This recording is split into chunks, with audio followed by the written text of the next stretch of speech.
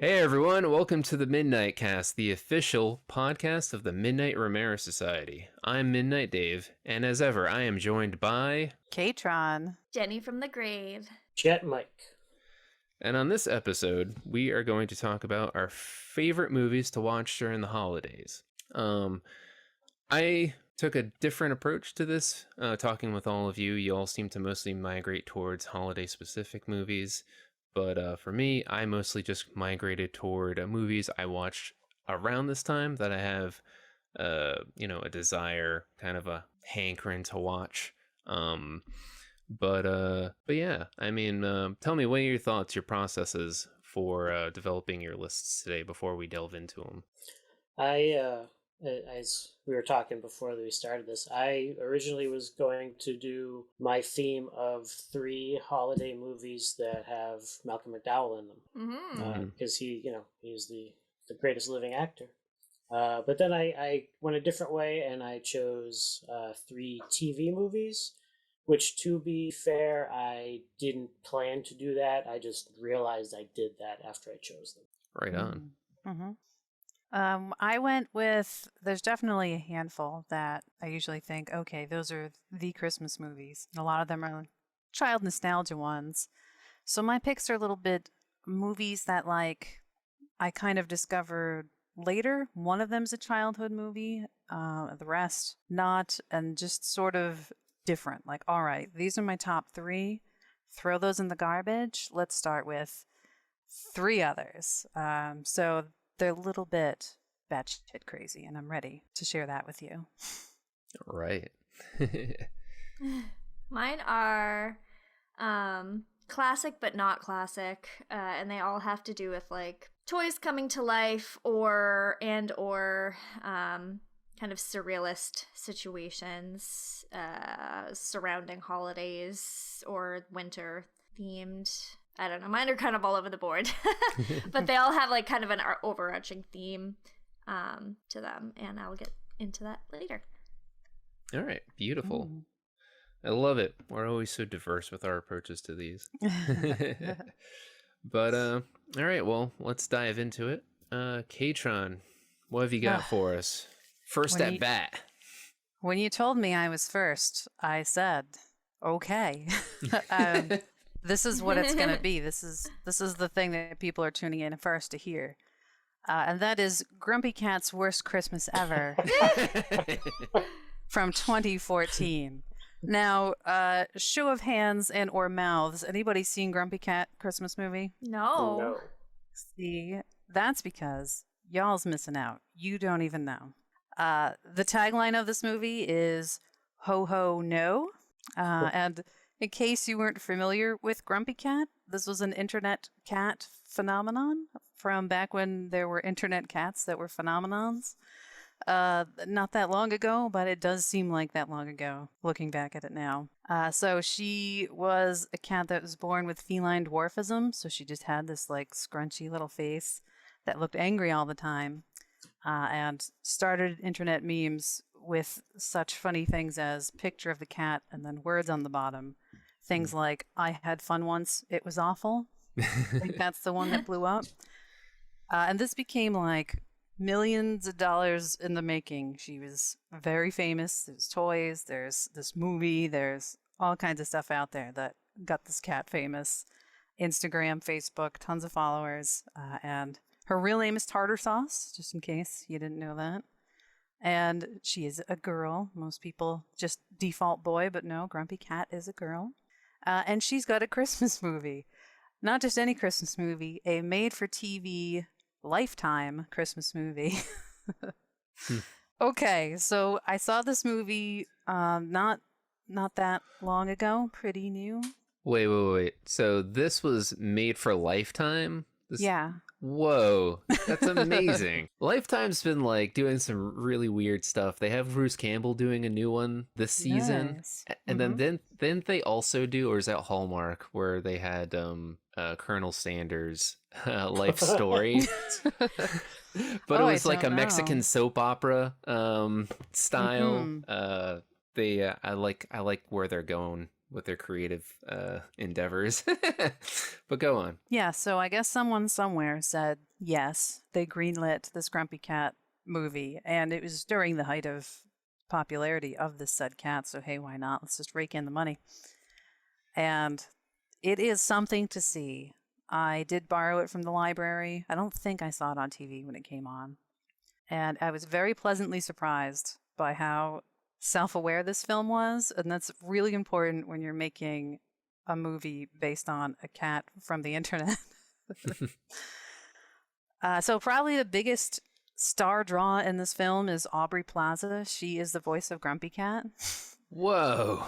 Which, if you can imagine Aubrey Plaza voicing a cat in a Lifetime Christmas movie, that's exactly probably what's going to happen.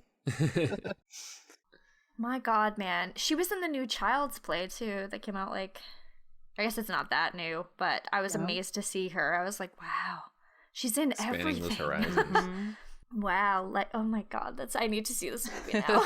Oh, please. But honestly, if I could pick anyone to do the voice of Grumpy Cat, it would be Aubrey Plaza. Like, just Perfect. Just that demeanor. She's just got a very dry, kind of witty delivery for things, and it works perfect for the cat that is pissed off all the time. And I just love it. I love it so much. I saw when Legion was coming out, which she was in. That was the like Marvel, very weird TV show. She was in that and played this like really intense, odd character. And I was like, there's Grumpy Cat. Grumpy Cat's on TV now. Although, if there was a second voice for Grumpy Cat, R.I.P., it would be Alan Rickman, I think. Oh, sure. yes. That would be my runner-up. Well, But they're not going to make another Grumpy Cat movie, unfortunately, because, well, the movie didn't make a lot of money. It was reviewed pretty terribly. But also, Tartar Sauce is no longer with us. She did pass away in 2019. Yeah, that's a bummer. Yeah. She's hanging out with Alan Rickman. And Little Bub. And Little Bub, Little both of them were Bub. pretty close together, I think. Ugh. I remember being at Spirit Halloween, and they had like a Grumpy Cat mask on the wall, and I was standing there with my brother staring at this wall, and he was just like all disgusted. Like, ugh, a cat is dead, he said, pointing at the face. Like, oh, well, it's true. I didn't see it there next year, so R.I.P. He just Grumpy. launched into like a Shakespearean soliloquy. Right. Like So this little cat with feline dwarfism and a hilarious underbite is, I guess, the star of this film, voiced by Aubrey Plaza. And Grumpy Cat, in case you didn't know, is just pretty much a bitch. She's a bitch through this whole fucking movie, and that's why it's great. It takes place in a mall, as described by Aubrey Plaza in the voice of Grumpy Cat as, and I quote, a soul-sucking bastillion of consumerism. Which is great. Mall Christmas film. I mean, good setting right there. Throughout this movie, you see the cat in different costumes. There's a lot of those little like side jokes where they go off from whatever they're talking about, and there's Grumpy Cat doing like something funny in a costume. So if you like animals in costumes, you get that. Always. Some parts of the film are definitely played by a puppet instead of the real Grumpy Cat. You clearly see that they just Even better. couldn't get the cat to do it, so there's a puppet, and a couple of times a stunt cat. I don't know if it's because she couldn't move around very much because of her dwarfism or what, but there's definitely another cat that's the one that's like jumping off furniture and stuff. It's probably something about like the same thing with kids, you know, they need to they can only act for so long in a day. It's possible. And none of them, of course, look like her, so it's just hilarious. So she is a cat at a pet store, and as it must be in a Lifetime Christmas film, the pet store is in peril, and the pet store doesn't have any money, might have to close. What are they gonna do? And she is just kind of talking and making comments as she goes. The other animals also talk in the pet store, but that's just like the people can't hear them. I think Aubrey Plaza said that she pretty much took the script and then just rewrote 90% of it when she realized the cat's mouth wasn't going to move, so she could just literally put anything in there. Wow. And if that's true, it just helps this movie a lot because it's just very organic and witty and kind of improv-ish, which is hilarious because you're basically making a riff track of this stupid movie where cats at the mall store that's got to close. The mall store has a plan. There is a very expensive dog that they have. For some reason, they have this like $1 million dog that they're going to sell so they can get back in the red. Why in this shitty little pet store in the mall? Who the hell knows? And there is another story. Let's call it the B story because it's not focused completely on the cat. There's a little girl. Her name is Crystal, and her mom works at the mall. And she goes to like see her mom. She's got no friends. Poor lonely girl who volunteers at the pet store. And apparently the dad in this movie is just not present, but is referred to as a quote-unquote dirtbag. So we know that there is a divorce so that the mom can maybe hook up with the guy who's dressed as an elf or some shit later in the film. But also, on top of this wonderful plot, there's also some bad guys who are going to try to rob the pet store of the really expensive dog. And they are also musicians. They've got a lot of eyeliner and leather jackets on, and they suck. They're very stupid.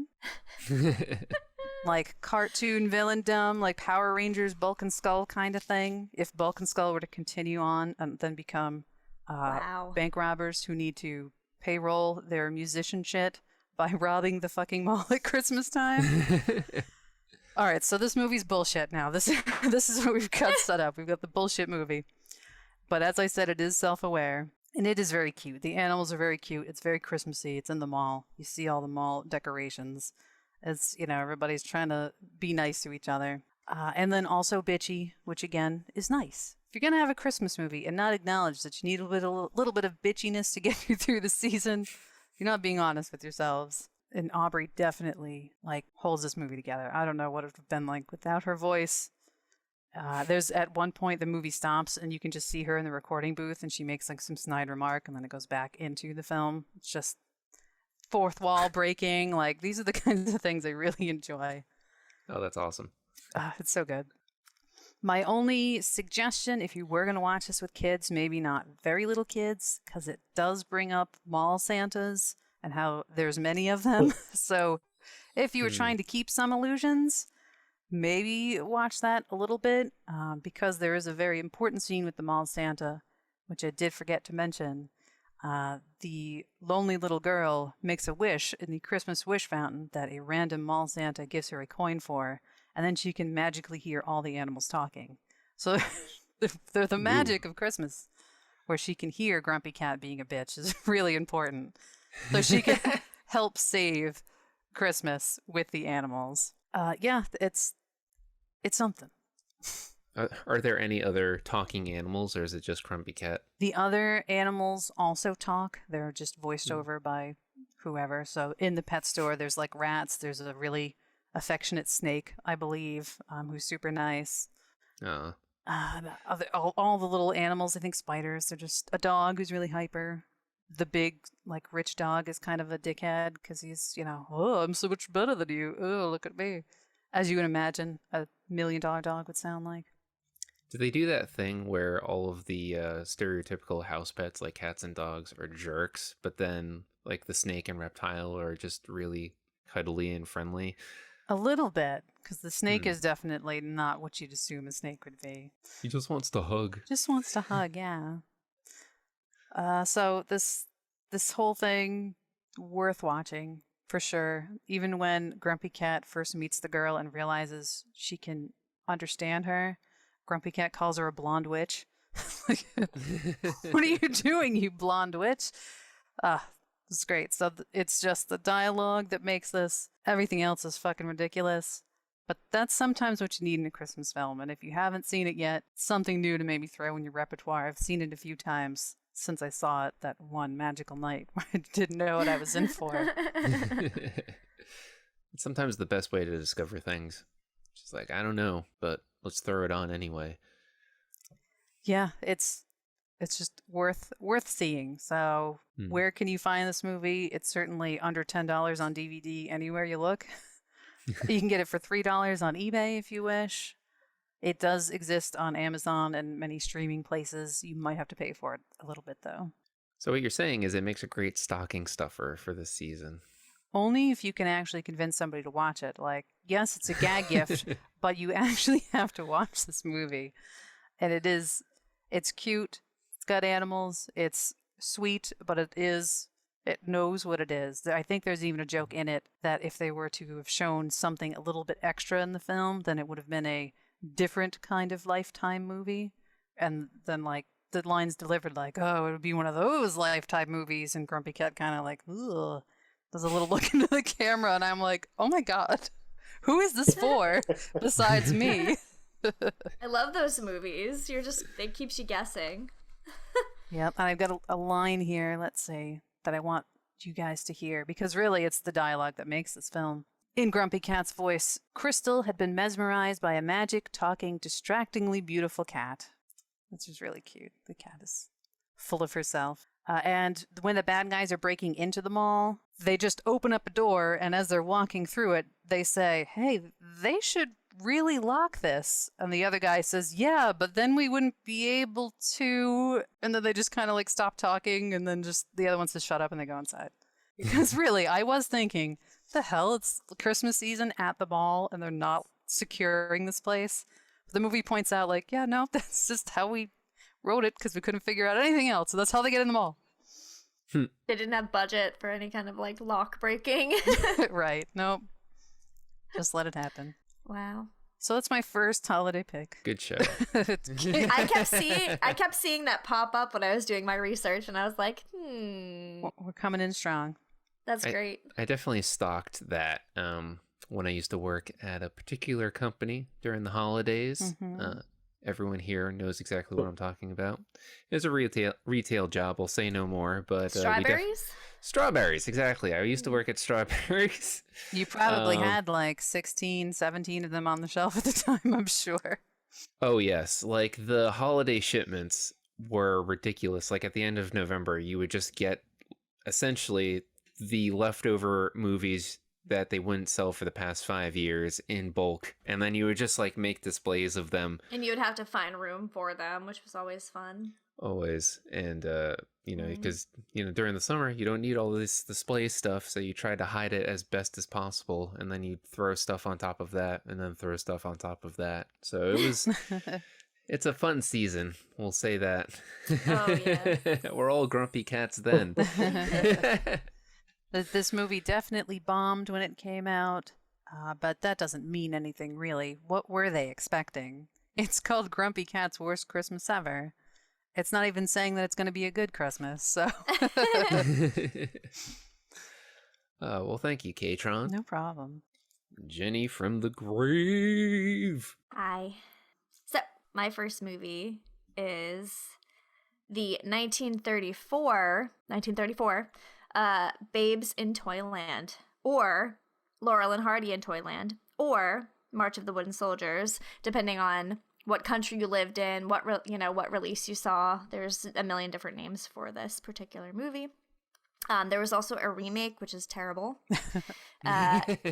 Awful. I think it's just called Babes in Toyland. It's on Disney Plus. Don't watch it. It's bad. This one is harder to find, but you can get I'm sure you can get it on DVD. I haven't looked to see whether or not it's streaming, but it's pretty dirt cheap on DVD, so check it out. I'm sure it's also on YouTube.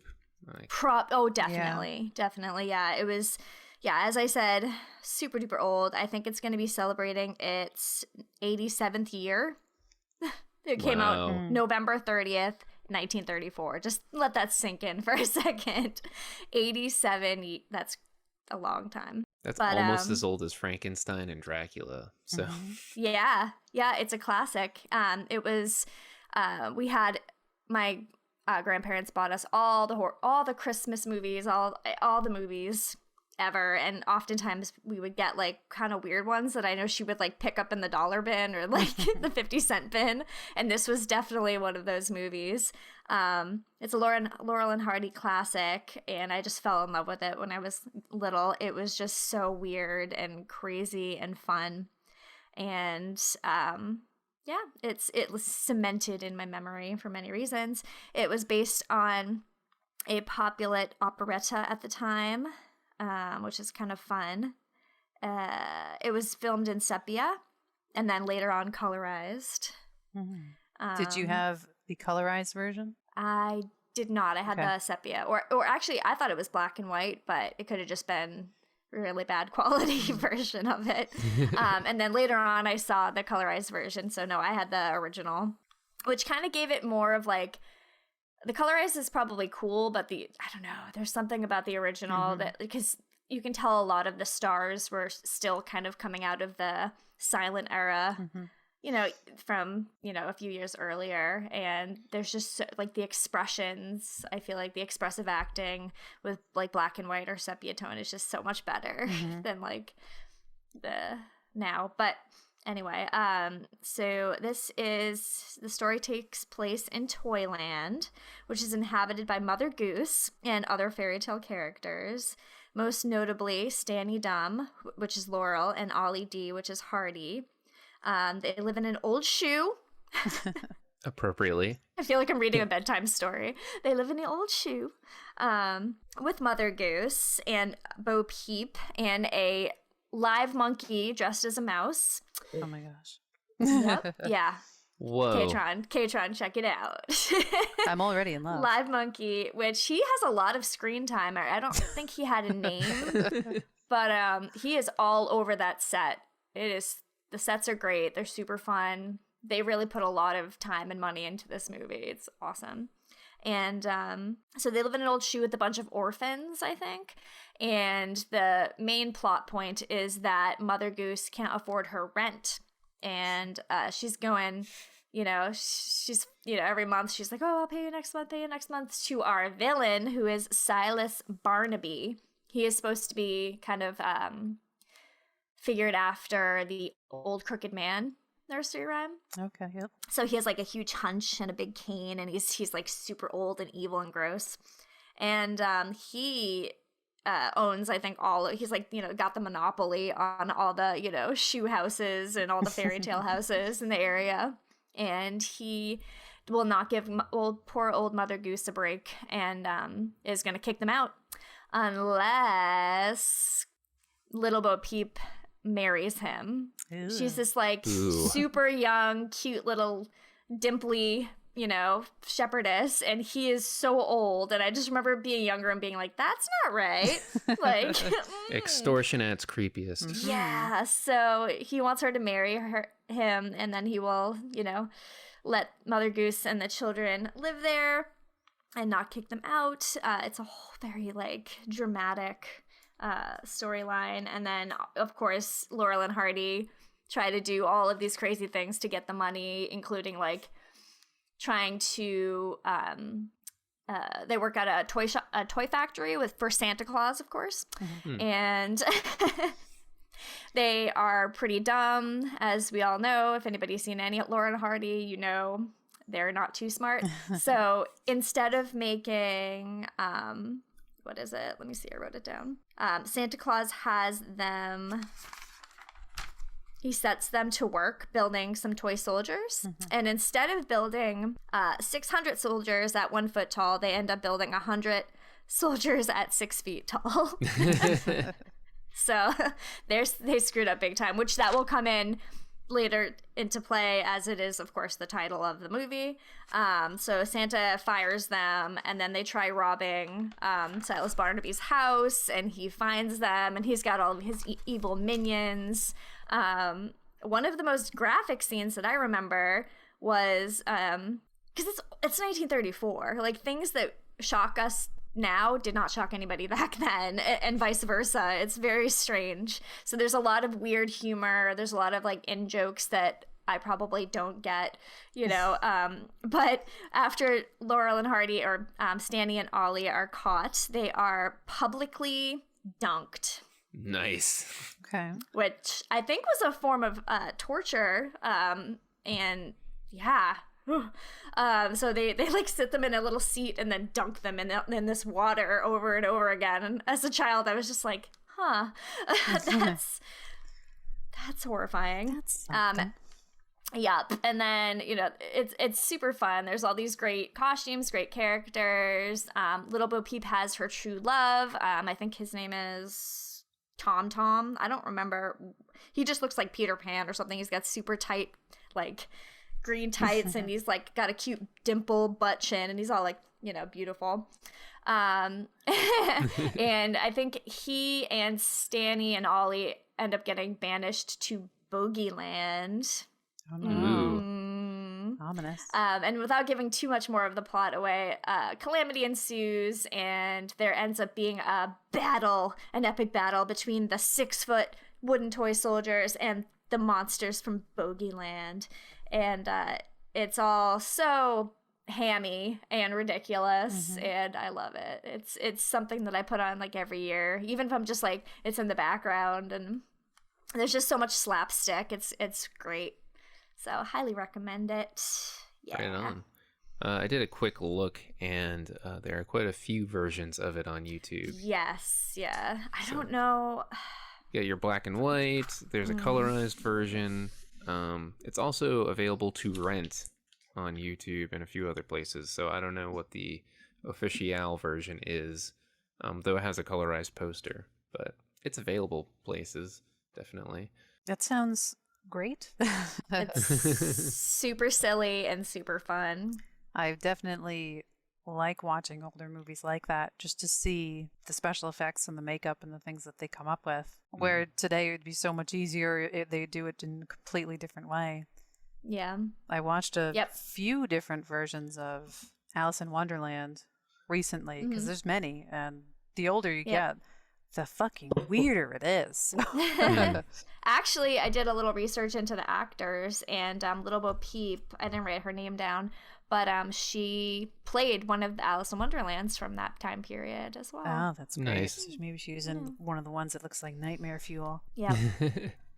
Yes. They're always the best. Yeah. Check out this weird Christmas movie that is kind of lost to time at this point, but hopefully not. And that Laurel and Hardy's in that. I think I saw the version that came later, like maybe we had to watch it in school, and I don't remember it being interesting, but put Laurel and Hardy in that, because that makes no sense at all. Those are adult men in this toyland of, like, the plot to this would be fine without them. That they're in it is fucking insane, and I want to see this movie now. Yep. One thing I really like about the older, like, Christmas movies is just how weirdly pragmatic they are. Like, Santa fires somebody, it's not like it's not like this grandiose sense of magic that you get from, say, Elf or any modern Christmas or holiday movie. It's definitely super pragmatic, and it's horrifying and depressing. Like, there's so much drama in that movie, and like as a kid I remember being like, oh my god, he's being dunked, oh my god, they're gonna lose their house, like it is tragic. It's a tragic Christmas movie, because at that time that was probably what was going on. The Great Depression had just happened, right? I think that was the 1920s, right? So they knew their tragic drama. Yeah. What was the one with Jimmy Stewart that everyone suddenly Wonderful loves? Life. Wonderful Life. Wonderful Life. Yeah, that's also a very depressing movie. Yeah, it's not quite that bad. No, that's that's a whole other level of depression. But there's no Mickey Mouse monkey in It's a Wonderful Life. Yeah, if only, right? Just the fact that you're in a magical land where Santa's like there making things and Mother Goose is real, and you still have to pay rent. What a nightmare that is. Can't we just trade in cookies? Like, what's the problem here? And Mother Goose of all people, right? Come on. I know. And she's taking care of all these orphans. You think she'd get some sort of like, town money or, Commonwealth money. And nope, she's just on her own. And then again, like taking care of a bunch of orphan children and Laurel and Hardy, who are again adult men. Who can't even hold a job working for Santa Claus. Oh, that's good. Yep. It's great. Slapsticky. Well, thank you, Jenny. Sure. Jet Mike, what's your crimbo? All right. My first pick is It's a Very Merry Muppet Christmas Movie from 2002. Ooh, yes. A recent pick. Relatively. This was from the time period where Muppets they couldn't get a movie in theaters. There was enough nostalgia for them to make occasional product, but they weren't they weren't a Disney property yet. They didn't have a lot of, I guess, new people getting into them. So every now and again, they would try to put something out to, to kind of reignite the Muppet legend. They, like, Muppets in Space was their last theater film, and it didn't do that great. And then they put out Muppet Wizard of Oz on TV, which a lot of people hate. I think it's pretty great. Me too. I love that movie. Yeah. And then this was the next one, the next TV movie. And this is one of my favorite Muppet movies. I think it's great. And so I chose it because I watch it all the time. So, as I said, it's an underrated TV movie. A lot of homages, because that's what the Muppets are great at. It's a Wonderful Life that we already just talked about. Frosty the Snowman, the Grinch, all kinds of Christmas staples are represented in jokes or plot points in this movie. Joan Cusack plays Mrs. Bitterman, which is an awesome name. And she wants to prevent the Muppets from fulfilling their contracted payment on the lease of the Muppet Theater. She wants to turn it into a nightclub. And All right, this is the third movie about people not being able to pay their rent on Christmas. it's really, I think, Struggle's real. That's our theme. I'm not going to pay my rent this month in solidarity with Good. Christmas. We'll see if with Mother Goose and the Muppets. We'll see if there's a happy ending for me. Well, anyway, so the Muppets put on, this grand Christmas Eve show, and, so despite Mrs. Bitterman's best efforts, the Muppets get the cash, but some funny or fuzzy or fozzy things happen on the bear's way to the bank, and the bag of money is replaced with clothes. I wonder what happened. Is it underwear specifically, or it is not? clothes? It is. It turns out that they were donation clothing. Okay, I wasn't sure if they were pulling a Big Lebowski there, and it was just No. a sack full of undies. Who trusted Fozzie with money? I'm sorry. Yeah, I mean, I love Fozzie Bear, but I wouldn't trust him with my money. Kermit was having a lot of responsibilities at the theater, and I mean, realistically, maybe Scooter would be a better choice. Yeah, But Pepe would not. But Pepe, this is like Pepe's starring vehicle. He is all over this movie. Really? And he kind of plays both sides because he's totally in love with Mrs. Bitterman, but so he's a Muppet. So it's really like Pepe's prime performance right here. a lot of peas. What's that? That was a lot of peas. Oh, that Pepe's is a lot. prime performance. I'm good. And they listen to Primus. No, it's not true. So they lose the money. So Kermit is so distraught over the impending loss of the theater, he wishes he was never born. Uh-oh. Oh. Ruh-roh. So then an angel hears this, because everyone is assigned an angel. So an angel named Danny L., not Daniel, Danny L., for whatever reason, played by David Arquette. Yeah. And Whoa. yes. Former WCW champion? That's right.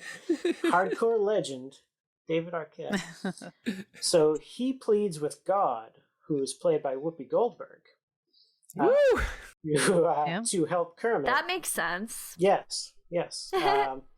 And so God is that. like, F Kermit, he wished his life away, and she sends Danny to Earth as Kermit's only hope. The alternative timeline is super, super dark, especially for the Muppets, because Danny shows Kermit what the other Muppet lives would be without him. So it was very much a It's a Wonderful Life parody, if you want to call it that. So, I mean, some of the dark things, like there's, the nightclub does indeed open, and Beaker's on steroids, and he's this giant bouncer, and and he like instead of going meep meep in his high voice, it's all deep and bass, is meep meep, and it's just hilarious. Scooter's dancing in a cage. It's Whoa. Gonzo is a panhandler. Everybody is very depressed and unsuccessful. Piggy runs like a phone line, not a sex one. That would be too far over the line for the Muppets. But it's insinuated. No, she tells fortunes over the phone with a Jamaican accent. Oh my god, in that Oh, she's a Miss Cleo. yeah, Yes. no, that foreshadows Haunted Mansion a little bit. That's funny. No, maybe they. Have yeah. you seen that? I have. It's really good. Yeah. I love it. But yeah, she's Madame Leota. Leota. So there you go. Now I want to know if that was what was her name in that, and I should check that out. So yeah, it's pretty bleak, especially for a Muppet, theoretically kids movie. But kids are tougher than you think. Mm-hmm. So that's Danny showing Kermit what the other Muppet lives would be without him. And then Kermit, of course, sees all this as horror and is like, "What have I done?" But he has really no way of getting back. And even if he can get back to his former life, how do they get the theater back? So that's the big dilemma. And I'm not going to spoil the ending, but it's a Muppet movie. Things turn out okay.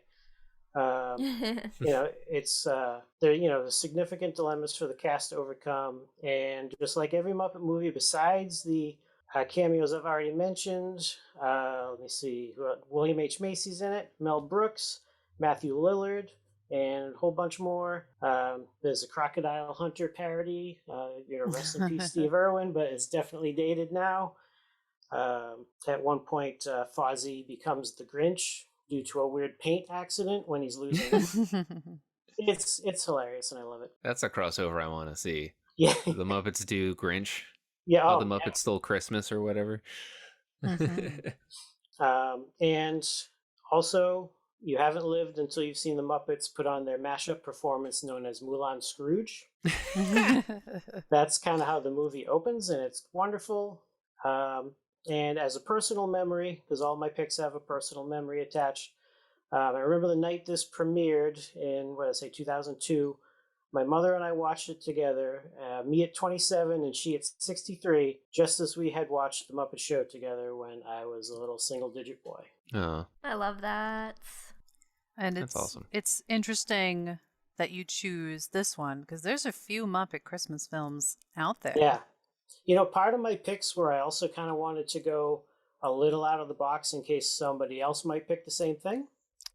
It seems like maybe we all did that, and no one's going to talk about a single movie that anyone has ever seen before. I've actually seen the one that you're talking about. I've seen that once or twice, and I remember being like, what is going on? Yeah, it's dark. I want to see it again. I've seen it once, and yeah, I want to see it again now too. But I do remember watching it and being like, damn, this is heavy. But I mean, Muppets, they do go there. You know what I mean? More so than any other children's, because it wasn't really made for children. It was kind of like shoehorned in there with adult humor. Yeah. The Muppet Show. Even if you watch it now, you're like, man, like there's so many adult jokes in this. It's fantastic. Yeah, I mean they're smart enough to know that the adult jokes go over the kids' heads, and it just brings more lasting viewership. Yeah, and I think even Jim Henson, somebody said about him that he didn't want to make like stupid kids things. He wanted to make like something that everybody can enjoy. I really like the Muppet Christmas movie where they all go to the house, and it's like you get the Sesame Street Muppets, you get the other Muppets. Oh yeah, the front, like that one. As a kid, I was like, "What is that one?" Muppet Family Christmas. Oh my god, there's so many. It was like I've never like a mashup band or something. Like it never even occurred to me that they could all exist in the same thing at the same time, in the same verse. And it's so good. I need them all. I only have a Muppet Christmas Carol. I mean, I don't quality. have any of the other ones. Do you have that on DVD that has the full version and not the cropped? They cut out that song in the Disney Plus version. I do have. What song did they cut the When Love Is Gone? When Love Is Gone. I mean, honestly, it's not my favorite song. Man. It's a tear. It just makes me cry. It is a tearjerker. Yeah. It just is kind of repetitive. It's not my favorite on the soundtrack, to be honest. I usually skip it because I can't sing along with it. But I would rather have it as it was originally intended, for sure. They are restoring it. They're going to release it on 4K eventually. And they found the lost footage that has the song. So they're going to put it back in. Nice. So something to look forward to. And before I get to mine, I also want to briefly discuss Muppet ownership. Does Disney own the Muppets now? Do they buy them outright? The I whole think so. yeah. I mean, I thought they Not sure. bought the product, but I thought it still had a Jim Henson Company logo. Usually they license out properties. They don't buy them, but I'm not quite sure. Every situation's different. Yeah, I know it was like a whole thing.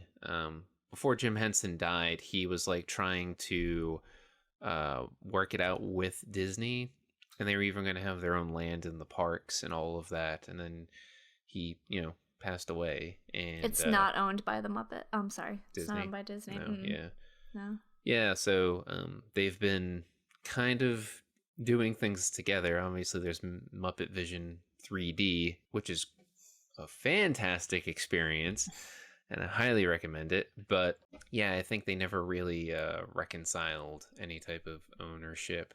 So I think they all just reverted back to Jim Henson with some licensing permissions here and there. But everything's on Disney Plus, so at least there's that. Almost everything. Almost everything. Yeah. They still don't have Muppets Take Manhattan because Universal, I think, whoever put that out owns that still, or has the rights to it still. And this movie that I just did isn't on there. Like the TV movies that NBC owns, so NBC Universal. So yeah, most of the stuff they've got, but yeah, there's still those few. And Muppets Take Manhattan's my favorite, but I can't watch it, at least on that platform. Now I might be wrong, because I read another article where it says that in 2004 the Walt Disney Company purchased the Muppets and the Bear in the Big Blue House characters from Jim Henson Company. Oh, dip. Yeah. Breaking news as of how many years ago? It's so wishy-washy and slippy-slidey, though, with that kind of stuff, because it's like, are they buying the characters? Are they buying the rights to the movies? Are they buying, it's very segmented, I feel like, properties like that. What are they buying the rights to exactly, Yeah, of course I didn't do enough Muppet research for this episode, but now I'm wondering if all the NBC stuff is on Hulu, which Disney owns majority stake in. So the last place I saw Manhattan was on Prime. Okay. But now it's not. It's like a buy or rent now, so I don't know where that ended up. I have most of them on DVD. Same, yeah. But I know it's not on Hulu right now. Okay. But they're all over. We need consolidation of all the Muppets. Seriously. I know, that'd be so nice. The problem is, like, I think ownership of the licensing is all crazy. Damn licensing. But in any case, thank you, Mike. Yeah. That was great. I always love talking about the Muppets, and I have a feeling we'll be talking about them again very shortly. So it's my turn. So like I said on the top of this podcast, I went a different route where only one of my picks is strictly a holiday movie, and the other two are mostly movies that I have a hankering to watch at the beginning of every season, like we'll say between November and January. But this one is a Arnold Schwarzenegger joint, and you can probably guess what it is. Jingle All the Way? Total Recall. Wow. Thanks for leading into that setup, Mike. I appreciate the help. So Total Recall, not a holiday movie in any strict sense, but man, do I love watching this, especially if you think about it as a loose predecessor to Jingle All the Way, in that it's the same guy reincarnated X amount of years into the future, and instead of looking for a Turbo Man, he's looking for corruption on Mars. When you frame it like that, it's just right itself. Exactly. It's it's a holiday movie, X amount of degrees separated. I don't know. I like it. I love just action movies. I am in the camp of Die Hard being an action movie. Die Hard is not on my list because that was too easy. But just just a synopsis for those that don't know. This is directed by Paul Verhoeven, who also did Showgirls. Are you gonna say? Yes, he did Showgirls. He did. That's another classic holiday film, really. Oh yeah, absolutely. You know, warms the heart. After dinner, Christmas movie. Starship Troopers as well. And what was the other one he did that I'm blanking on? It was like a. I should have done my research. Anyway, I'll look that up after. But anyway.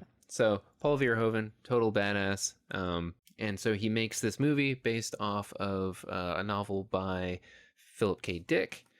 And it's Schwarzenegger. He's a construction worker called Quaid. And he constantly has dreams about Mars. And, you know, explosions happen, backstabbing happens. He keeps seeing the same woman. And he doesn't know who she is. And so he goes to this facility where they implant a vacation in your mind. So you have like a 2-week vacation implanted in your mind over an hour. And, you know, it's very, very big in 2084, which is where the movie takes place, which is about 62, 63 years from now, guys. So we are very close to, you know, having Disneyland, a 2-week Disneyland trip implanted into our minds. I cannot wait to take a Johnny Cab. Yes. Oh man, Robert Picardo, for those that don't know, played the Doctor in Star Trek Voyager. Also plays another robot. Just the voice. Just the voice. Yeah. I mean, the robot kind of looks like him too. You know, if you were to look up the Johnny Cab from Total Recall and look up Robert Picardo, there's some similarities there. But I digress. So he gets this implanted, and you have like you get to choose your adventure, and he decides to be an undercover detective that is trying to solve a case. And so he gets it implanted, and then shenanigans begin, because you don't know if the system actually failed and that he's actually an undercover agent trying to discover corruption on Mars. And the spirit of Christmas. And the spirit of Christmas. As well as get his son the gift of Turbo Man.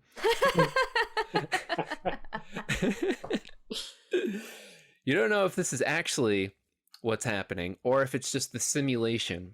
You know, if it's all part of his wacky imagination gone too far. So it blurs that line, and it just takes it from there. There's some fantastic action scenes, great special effects.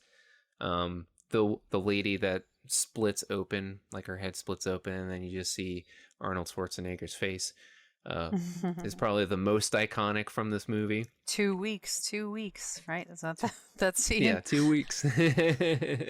She, because he's like in like this exoskeletal disguise suit, and it malfunctions. So then he just has jig is up, and instead of being sly and stealthy, he just has to blow shit up. Which, you know, I mean, hey, Paul Verhoeven movie, can't go wrong with that. And of course, you know, Sharon Stone's in it, plays his wife, and also a detective partner, depending on what is reality in the movie. It's a great film. It's a fun romp if you haven't seen it. I'd be surprised. I just remember it always being on cable TV, like on a loop. You know, it's like Hell Comes to Frogtown and Beastmaster. It's just like those movies that were always there. And for some reason, they were always on like around like, you know, Thanksgiving to Christmas. And then a Christmas Story would come on. And then, you know, the leg lamp would happen, and so on and so forth. So I have nostalgia, the weirdest kind of nostalgia, where it's more environmental based, and I'm just see Arnold Schwarzenegger leaving a big lady's skin to blow stuff up, and fight off, join the rebellion on Mars to fight the corporate scum and villainy. I have a question. Yeah. In the scene that's the get your ass to Mars part, Mm-hmm. that's him like recording a message to his future self. Yes. How come Arnold Schwarzenegger doesn't like just put things in Austrian? And why is he always speaking English even when it's to his own future self? How come he just didn't speak Austrian? Oh, I don't think I've ever heard Arnold Schwarzenegger speak in I Austrian. don't think I have either. So maybe Which he's is just saving crazy. it for a very special film. Yeah, Yeah, like, did seriously. he not make any movies with an Austrian accent? Did he kind of just get discovered as a bodybuilder and then kind of... Yeah, I think so. Because Yeah. even in it's- Pumping Iron, that gem of a movie, which is Yeah. free on YouTube, he's speaking in English throughout. With that great quote, I feel like I'm coming when I'm pumping iron. Oh my goodness. Merry Christmas, everyone. Mary. Did they overdub him in what was it, Hercules in New York or something like that? Yeah, I think they did. So we don't even know what he was doing then. Right. Yeah, that way back. Yeah, again, not I don't know why he wouldn't just speak Austrian to himself in the recording, but hey, it's a fantastic action movie. You're there to see explosions and not worry about plot points. Yeah, no, there's people's heads exploding and things, but I'm still like, excuse me, I'm hung up on this one asinine thing, not the rest of this bullshit. Yeah, it is a good film. Certainly worth seeing, and why not? Especially going in with the mindset of, if you don't want to watch a Christmas movie, but you want to pretend you are, just pretend this is Jingle All the Way, the future. I actually watched Jingle All the Way recently. Whatever happened to Sinbad? Did anyone know? Like, It's a good question. He got his ass to Mars before the rest of us. exactly. He left us behind.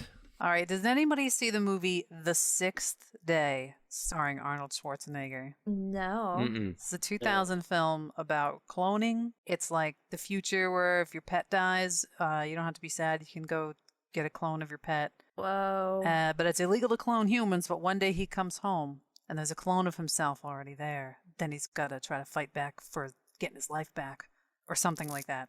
For this, I think maybe this movie bridges Jingle All the Way and Total Recall.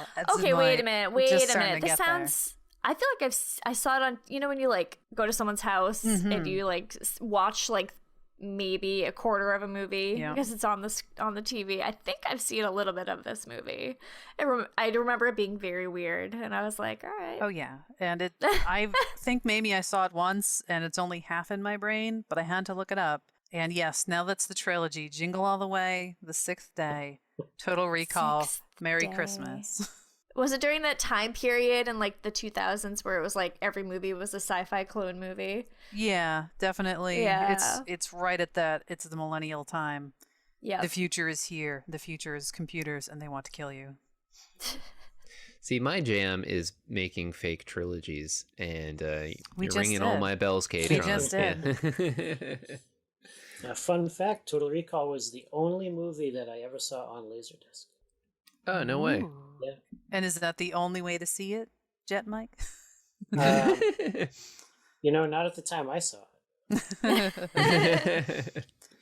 Well, let me tell you, I got this sweet 4K, and it looks pretty great. I bet. So, highly recommend that. Oh, also, I think RoboCop was the other movie that we were trying to think of. How Oh, did I yeah. forget RoboCop? I know. Yes, he did. RoboCop was his big movie, and then it was Total Recall. Isn't and then- RoboCop a Christmas movie? Doesn't that happen during Christmas? Is that one of those argued about? I haven't seen it in 1,000 years. I watched it recently, but maybe. Yeah, If there is a semblance of Christmas, I've made a big mistake. But I stand by Total Recall and my weird nostalgia for nostalgic argument for it being somewhat of a seasonal movie. But yeah, Total Recall, 1990, Paul Verhoeven, Pumping Iron. So K-Tron, it's back to you. Right back to me. So this pick is, I guess, maybe the most classic of my picks, which is to say it is maybe a new classic. This is Bad Santa from 2003. Oh, hell Yay! yes. I love that movie. Specifically Bad Santa There's, I think, a few versions. Oh. Bad Santa's the unrated version. That's a little bit Okay. longer. And then there was since a director's cut where the director was like, I didn't say that you could do that to my movie. He's not satisfied with them putting all those extra scenes in and edited things better. But I think I've only ever seen the Bad version. So that's the one that is near and dear to my heart. I think that's the best version because if I remember correctly, the director's cut has him editing out all the nice things about Billy Bob's character. So anytime he does anything like remotely nice, it's taken out. So now he's just a complete asshole. Yeah. Sometimes the directors don't know what they're talking about, and that's okay. We can disagree, even though they made it. They don't necessarily know what's best for themselves. They don't own me. No. Mm-mm. So this film stars Billy Bob Thornton as Willie, a drunken con man who goes to department stores with his partner Marcus, dressed as an elf. Marcus played by Tony Cox. And every year they just hit up a new department store and then rob it afterwards and then kind of live off the money for a year and then go do some more robbing. The classic Christmas setup, you know. And this is, of course, also set in another mall. So I popped my DVD in, and as soon as I did, I get some ads for the movie Scream, The Crow, Scary Movie, one of the Halloweens, Jackie Chan from Dusk Till Dawn. Whoa. It's a Jackie Chan film. I don't remember which one. I think it was just Jackie Chan in general. Oh, I thought it was Jackie Chan, A Dusk Till Dawn, No. and I was like, I didn't know he did a movie called that. That would be awesome. No. From Dusk Till Dawn and Jackie Chan films and probably a few others. So this movie was put out by Dimension Films, which obviously puts out a lot of scary shit. Hellraiser Bloodline. Hellraiser Bloodline. Bloodraiser. And when the script, I guess, first went around, people were like, I'm not making a Christmas movie that does those things. And Dimension was like, we will. So just as I have that movie pop in and see all of those things, you kind of know that you're not in for your regular run-of-the-mill Christmas film. It is very crude, very rude, all of those things, very in your face with an attitude, as you may guess from 2003. But it's got a heart, I think, that a lot of films that were kind of doing the same sort of humor just doesn't. But goddamn, is there ever a lot of swearing? So I've got this from the Internet Movie Database, the most profanities in a Christmas film ever. So the word fuck is said 170 times. Wow. Shit is said 74, ass 31, bitch 10, and one bastard in there as well. One bastard. Damn. But 170 fucks in a Christmas film? God damn, I'm gonna watch that movie. That beats South Park's shit count. Right? That one time they did 62 shits, I think it was, or Oh, something yes, like that. yep. Yeah. So that's a lot, going by that barometer. That's a lot. Also, yes, sorry, One Bastard is a great name for like an Asian martial arts movie. Oh, yep, that's True. good. Starring Jackie Chan. Yeah. Yes. Jackie Chan from Dusk Till Dawn 2, One Bastard. Gotta make Or it a happen Western movie called One Bastard Later. Yeah. Ooh, that does sound good. now. Starring Nero Franco, current Neo Franco as a sexy retiree. Still got the bluest eyes. So when I put in my DVD, all the ads are done. Then I get to the title screen and it starts playing clips from the movie. The very first clip that plays is Billy Bob Thornton sitting in a bar saying, I'm an eating, drinking, shitting, fucking Santa Claus. Like, just right away, which was probably in the trailers, but maybe they left out the F word and the SH word. Maybe they edited it a little bit, but that's pretty much what you're in for in this film. He's this really terrible human being. He's an alcoholic. He's an asshole. But can he come around? Can there be a Christmas miracle? He does piss himself in the first 5 minutes while dressed as Santa. So within the first 5 minutes, he's in a Santa suit urinating. Great. That's Classic. classic. And he's trying to get out of it every year. He tells Marcus, this is the last one. I'm going to get myself a nice bar in the Bahamas and you'll never see me again. And Marcus is like, yeah, right, Willie, see you next year. And sure enough, it's next year. And we have Willie and Marcus coming in as a Santa and an elf, about to hit up this other department store in a mall, I think is what it is. And we get introduced to two of perhaps some of the best cast members in this movie that aren't the main people. And that's Bernie Mac as the mall security, head of security guy. Yes. And John Rest in Ritter peace. as the manager of the mall in general. Both of them no longer with us. Both of them so fucking brilliant in this film as the B story of them trying to figure out what the hell is wrong with this Santa and elf duo. Something fishy about these guys. They have so much character development in their short amount of screen time. It's just amazing. And they work off of the already swearing, peeing, puking, drunken humor in their own special way. As soon as they get there, the Billy Bob Thornton drunken Santa is zoning off while Marcus is talking to John Ritter's character to try to be like, oh yeah, we do this all the time. We're so professional. Billy Bob comes back in and is like, what the fuck did you just say? Does my shit not work? You trying to say that I can't get it up? And I don't even know what's happening there. But then he said, do you think there's something wrong with my fuck stick? Yeah. Which horrifies John Ritter. So soon after this scene, he's sitting in the security office with Bernie Mac, and he's like, the Santa said, I'm just afraid he's going to say fuck stick in front of the children. And their chemistry is so funny together. If you watch it just for them, you would be satisfied. But what starts to bring this movie together and what is the heart of the film is this little boy who shows up to get a wish from Santa. So he goes and sits on Billy Bob's lap and, starts asking some questions like, oh, didn't I see you at another mall? Are you really Santa? Billy Bob's like, fuck no, kid. I think his beard is half off or something. So the kid's like, Santa, what happened to your beard? And he was like, oh, I fell off because I got a disease because I slept with the wrong woman.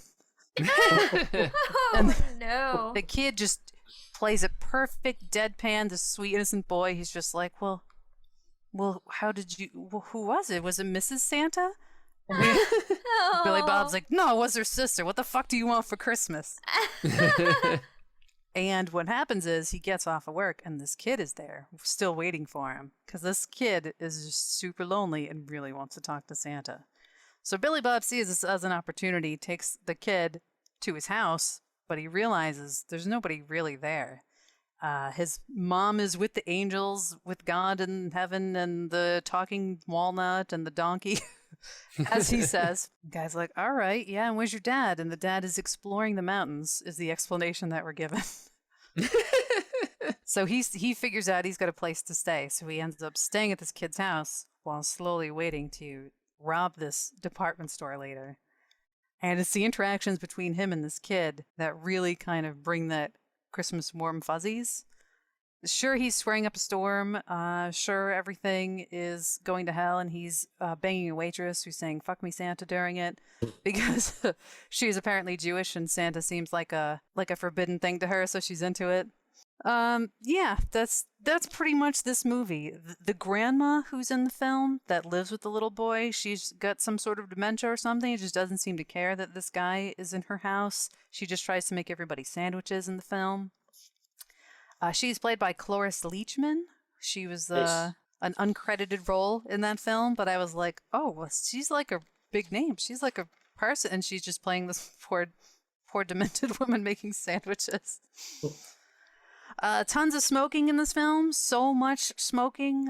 Smoking doesn't really occur in American films as much as it used to, but I can guarantee you that in this film, it is so much more than you would ever possibly remember.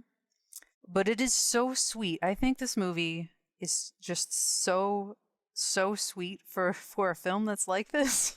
It has no reason to be, but it does. Like, the kid is just so sweet and pure, and it's kind of like, will Willie take advantage of all of these vulnerable people that he's suddenly presented with? He's got this kid that has nobody. He's got this woman making sandwiches, this bartender who's kind of head over heels for him. Is he going to change his ways? And that's sort of the whole Christmas heart of the tale.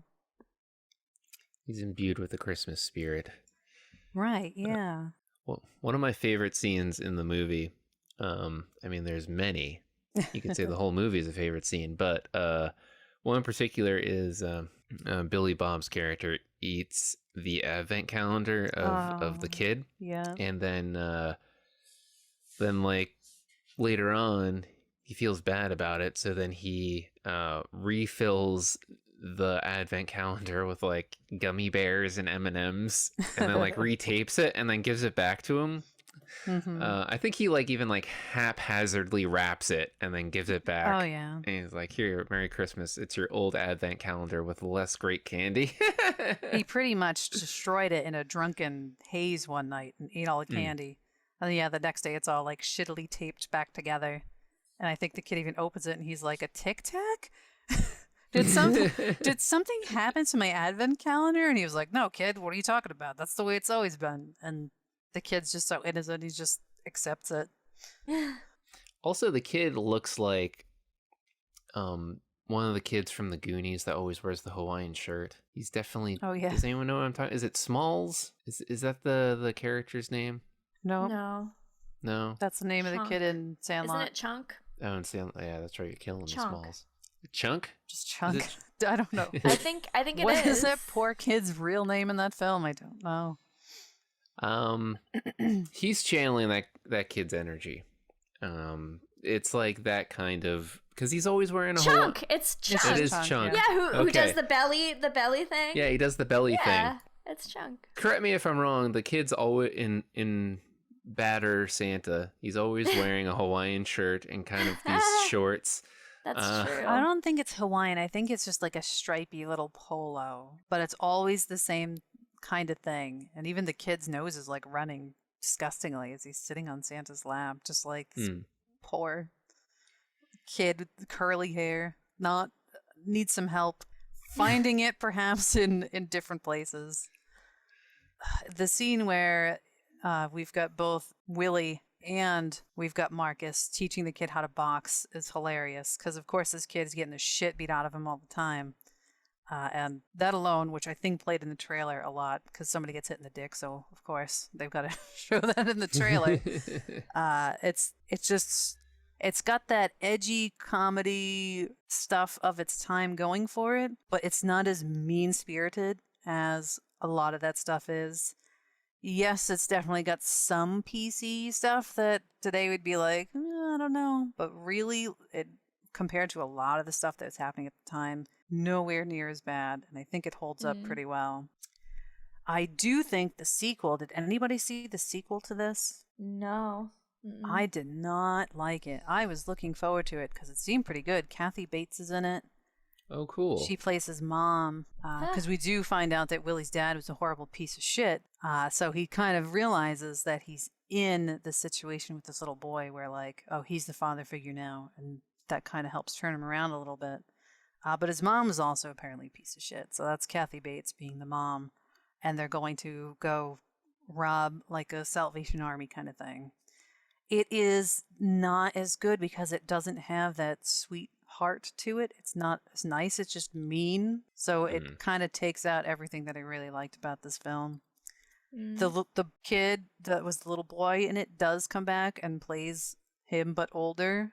But I can't remember exactly how that went. But not as good as I enjoyed the first movie. And I also really love swears. That's one of the things I learned about myself. In my relationship with my significant other, when you're watching a film together and you might necessarily, like, you're laughing at different things, I usually laugh at swears. I think swears are hilarious. Yeah, they're really fucking great. Yeah, so, absolutely. Well, thank you, K-Tron. No problem. This movie does stream to rent in many places. It's probably everywhere. Oh, yeah. It's another one of those we got a million of them when I worked at Strawberries. And Oh yeah. and they came in every version. Just line the shelves with them. And you can definitely buy it. Yeah, you can probably buy it for $5 on Amazon right now, or $3 on eBay. Well, thank you. And Jenny from the grave, what's your number 2? My number 2 is General The Muppet Christmas Carol. Oh, Yeah. dip. So, thanks for the warm-up, Jet Mike. Yeah. The Muppets warm-up. This is my all-time favorite Christmas movie. As soon as it starts getting right after Halloween and it starts getting that November chill, I just want to listen to this and watch this constantly. I can vouch for that.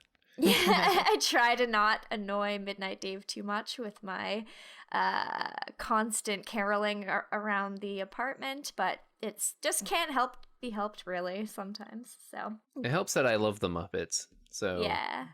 Yeah, and Michael Caine. I mean, what's not to like about this rendition? It's true. No, Michael Caine is fantastic in this movie. He is this movie. He is Scrooge to me. He is... Oh, it's so good. So this movie, starring Michael Caine as Ebenezer, was the 4th theatrical film in the Muppets franchise, and the first to be produced following the deaths of Jim Henson, which is kind of crazy. It was dedicated to him. I think it had a lot of good things going on for it. The Muppets were really popular. I mean, they were always really popular, but they were very hot at the time.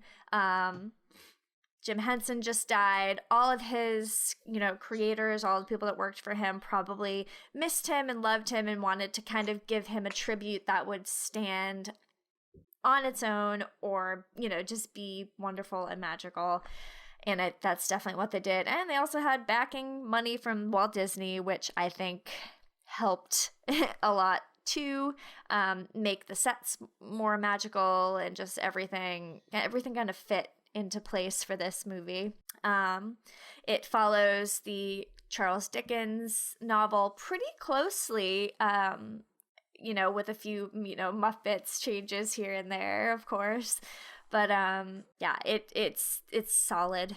It's a solid adaptation of that novel. You've got Rizzo and Gonzo as kind of your narrators from start to finish. They kind of follow Scrooge's journey from, old miser to, as we know, changed man in the end and Christmas lover.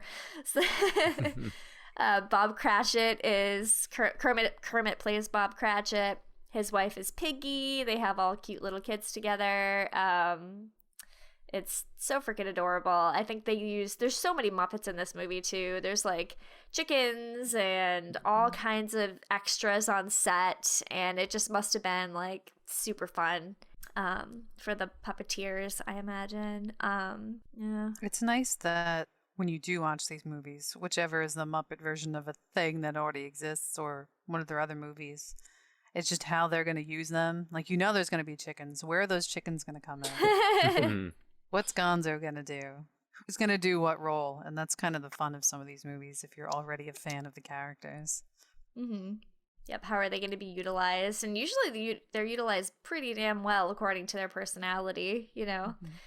Yeah, I don't even know what else to say about this movie other than it's my favorite movie, my favorite Christmas movie, and everybody know. I don't want to tell the story of Christmas Carol because everybody already knows that, but we have not already. It's a solid soundtrack, and it's got so much heart and magic and wonder, and yeah, it's a quick one. Sorry.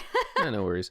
My favorite scene is when Michael Caine has just added his experience. Ebenezer has been visited by all 3 ghosts.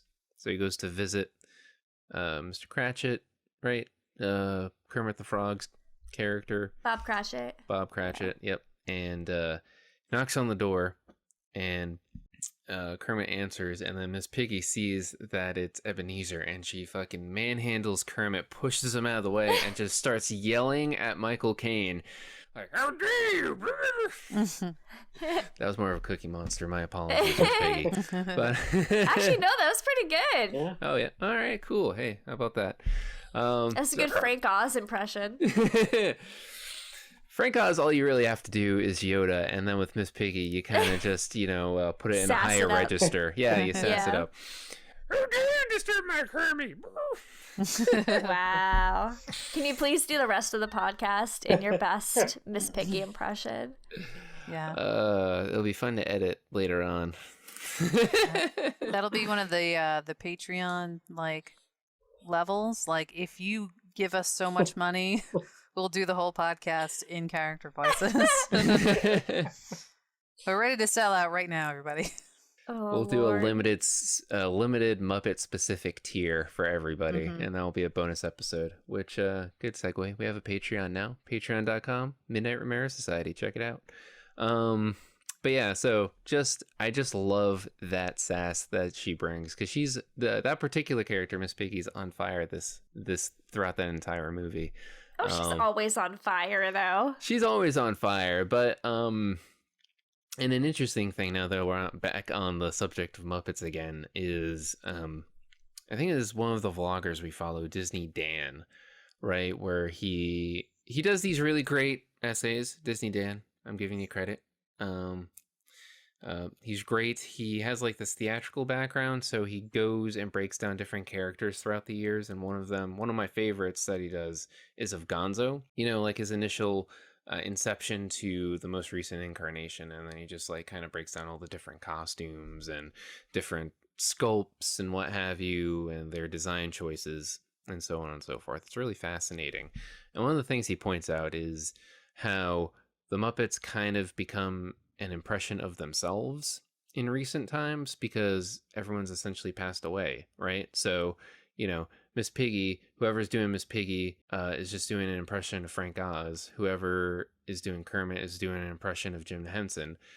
And, there are kind of characters, and they have that specific voice. So you kind of have to, because those are big shoes to fill, and you really can't do anything else.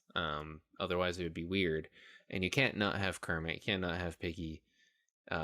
When you say the Muppets, you think of those characters.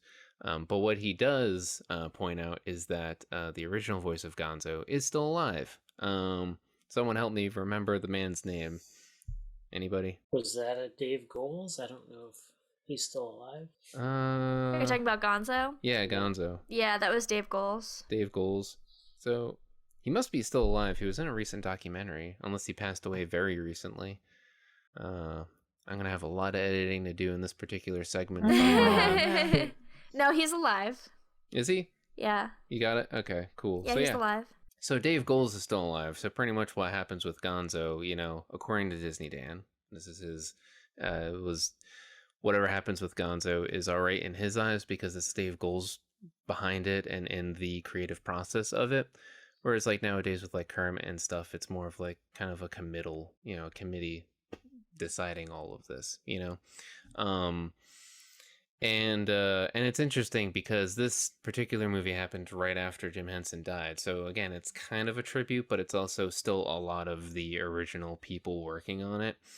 Yeah, I'm not sure how much. Well, Frank Oz was how still much in he it. had worked. Like it could have been his conception. I don't know.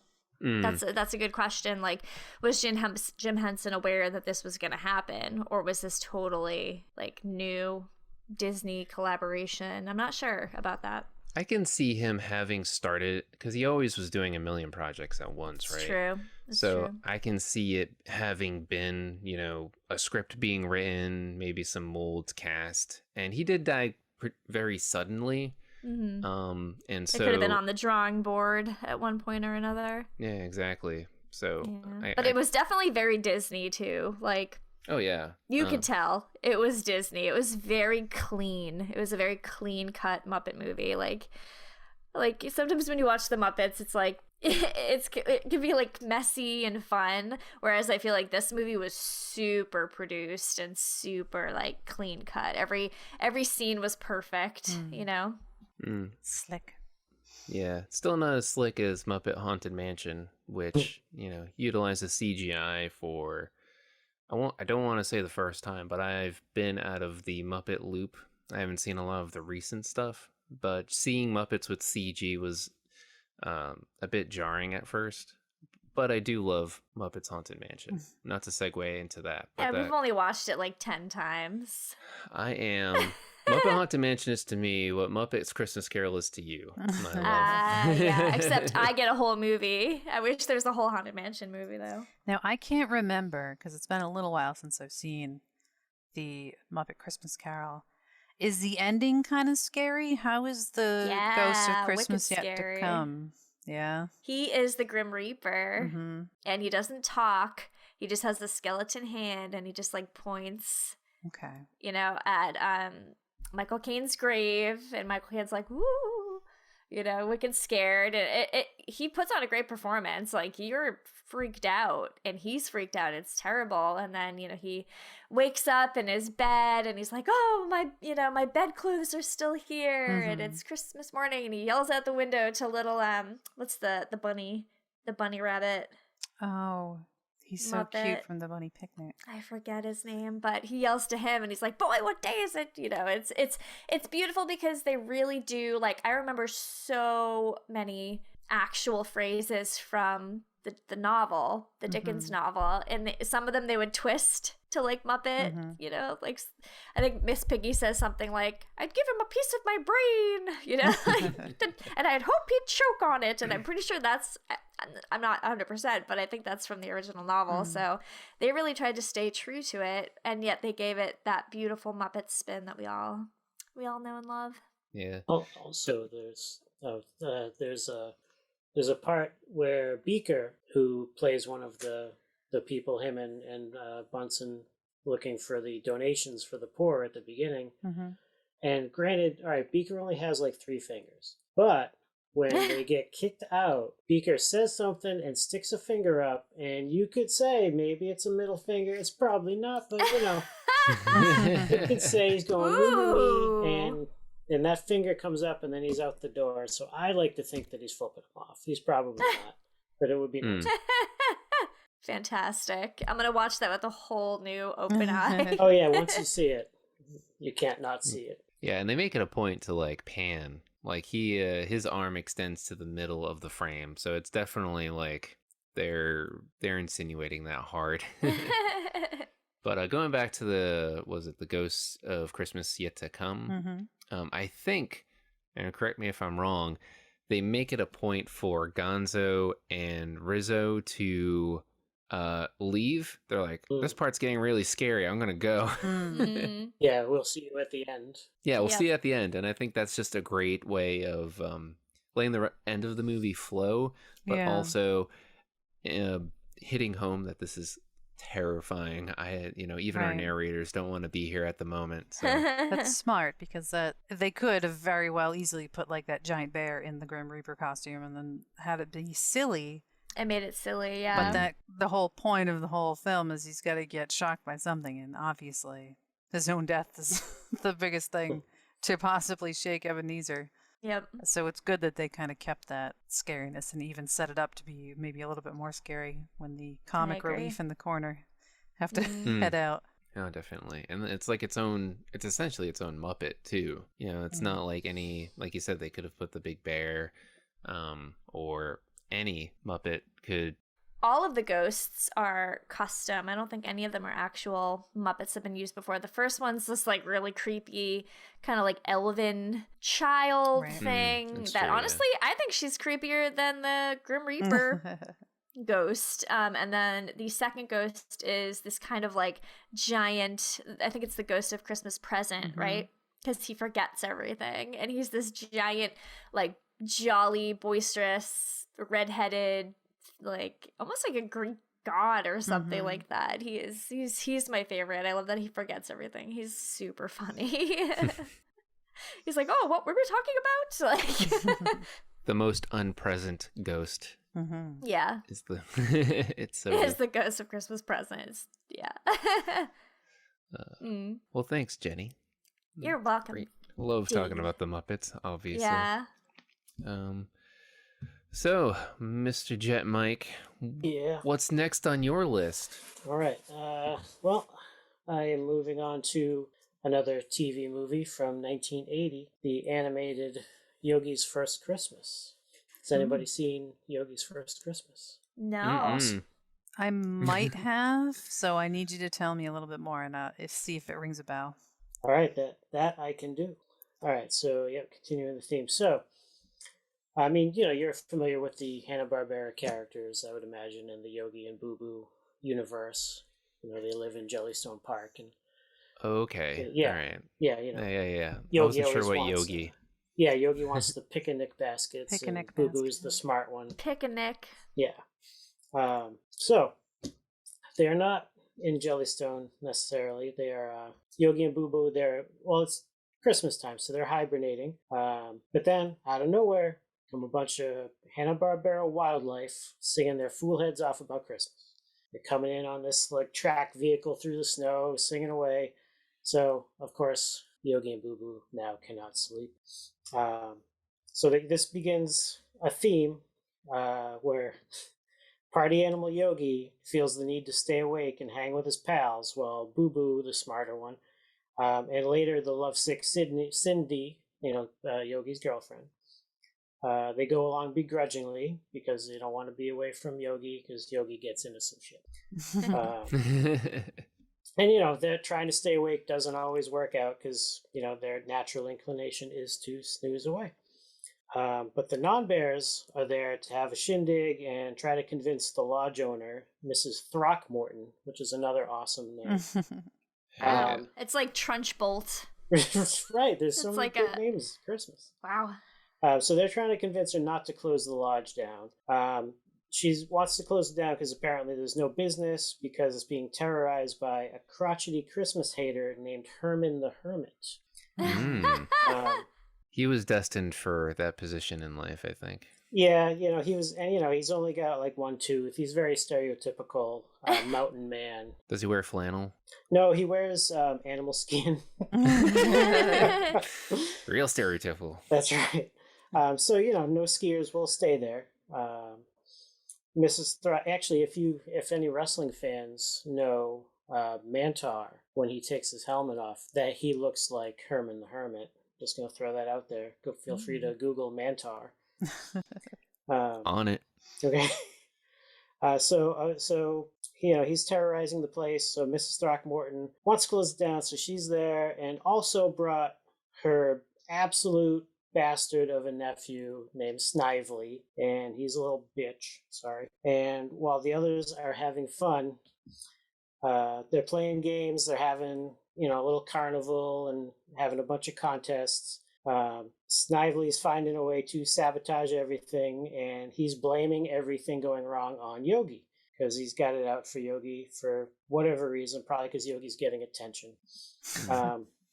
But Yogi inadvertently keeps saving the day, and as a result, not only acquires a job at the lodge, but he keeps getting promoted with everything he does, every good deed, every impromptu save. And Boo Boo is just feeling the dread because he knows that this shit isn't going to work out. But when Snively gets found out, he gets punished to his room, so he runs away and he ends up becoming Herman's apprentice. So it gets a little Star Warsy right now. Or you could also say that he's the parallel world Boo Boo to the Hermit's Yogi. So they start pulling more pranks. And at some point, Cindy Bear wakes up because she was sleeping this whole time. And she spends the rest of the movie all kinds of horned out trying to get Yogi under the mistletoe. Wow. That is her entire thing in this movie is going for Yogi and trying to get some Christmas love. But Yogi is too busy becoming narcoleptic while foiling villains, so he doesn't even notice that she's going after him. But the end of the film is heartwarming, celebratory, all the good things that a cartoon Christmas movie should be. And it has a cameo from, good old Santa. And as a personal memory, because they all have a personal memory here, I know I had a lot of fun with this review, making fun of it and whatnot, but I was all about Yogi Bear in my very early years. And mixing Yogi and Christmas together, like anything you know about me, that's just Christmas is my deal. So I specifically remember being at the mechanic with my mother and sister when I was really little, and I was praying we'd be home in time for an airing of the special, because there weren't VCRs, there wasn't cable yet. Like it was early 80s. So if you missed it on TV, you missed it. That's all you get. So I drove Mom insane, just repeatedly asking if the car was almost done, over and over. And we did not make it in time. So we had to miss it. And it may or may not have aired again, probably not. But, now it is available on DVD. It was one of those, like, burn on demand from Warner Brothers. They had that little program through Amazon. Oh, yeah. So you can still get it through there, and eBay sellers have it too. But totally worth it if you want a very classic early 80s. Actually, no, but yeah, 1980. Christmas cartoon movie. Right on. And going back to things not being on home video, how was that? Because as someone who always had something on home video, be it VHS, DVD, never Laserdisc. That was a little bit too exotic for my parents, but yeah, I mean, for me it's like going to college without having email. So how was that? I mean, it was all that we knew, and a lot of times, especially being the age I was, when VCRs came out and got popular and whatnot, I was a little bit older. I was like maybe around double digit area. So I was smarter to the ways of, television and understanding TV time and knowing when I could sneak in and watch a certain thing. But not having it on videotape, you studied the TV guide and you tried to, you hoped it would be at a time where you could watch and the parents didn't want to watch something, or my older sister didn't want to watch something. Luckily, most of the time the stuff I would want to watch at that age was on, Saturday morning cartoons or whatever, when nobody else wanted to watch television. So I was okay with that. And if it was a family holiday movie at night, we would kind of watch it as a family. Yeah. So I did all right. Right on. Yeah. It's just, it's just a different mindset. Okay. Yeah. You got to plan your schedule more. Yeah.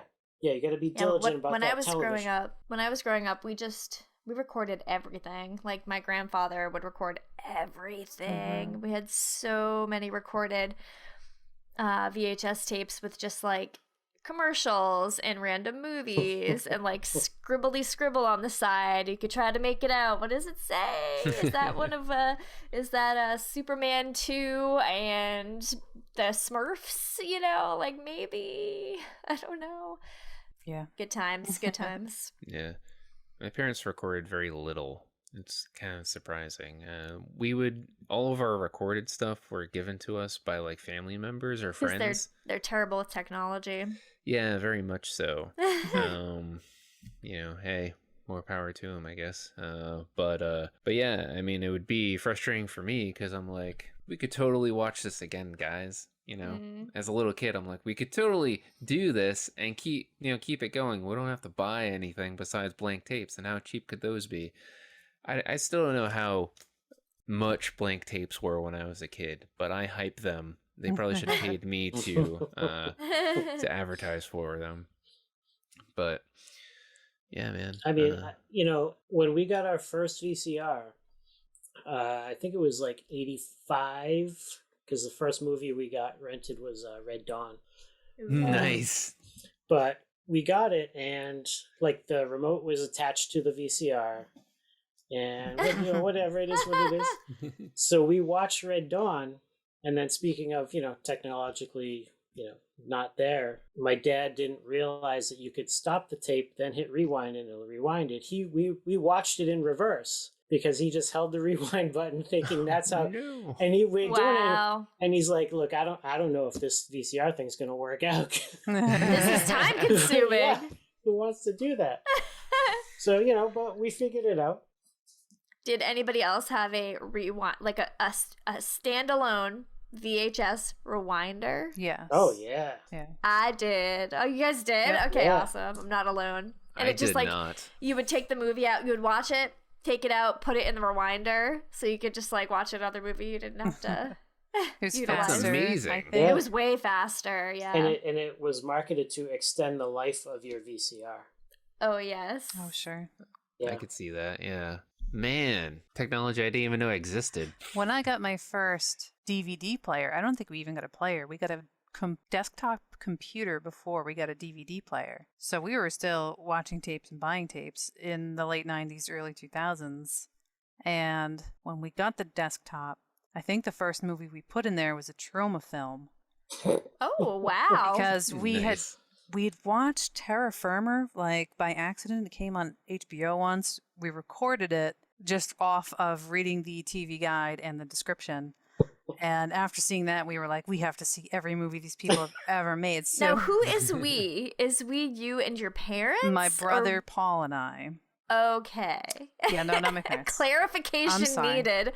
I was like, your parents are watching Trauma Fitness? No, I don't think at this point, and probably even long before, my parents were not necessarily supervising us, most especially not the No. media we were consuming.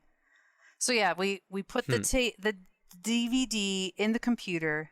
We didn't know how to lower the sound, so it was blaring like Romeo and Juliet in the kitchen, because that's where we put the computer. And we didn't know how to pause. We didn't know how to rewind or anything. And the joke between us for a long time was, you can't rewind a DVD. So even today, if I say it to him, he'll laugh. We know what we're Oh, talking that's about. cute. That's cute. Because we didn't know. Like, I don't know. Like, don't touch it. Don't touch the buttons. We don't know. Just let it go.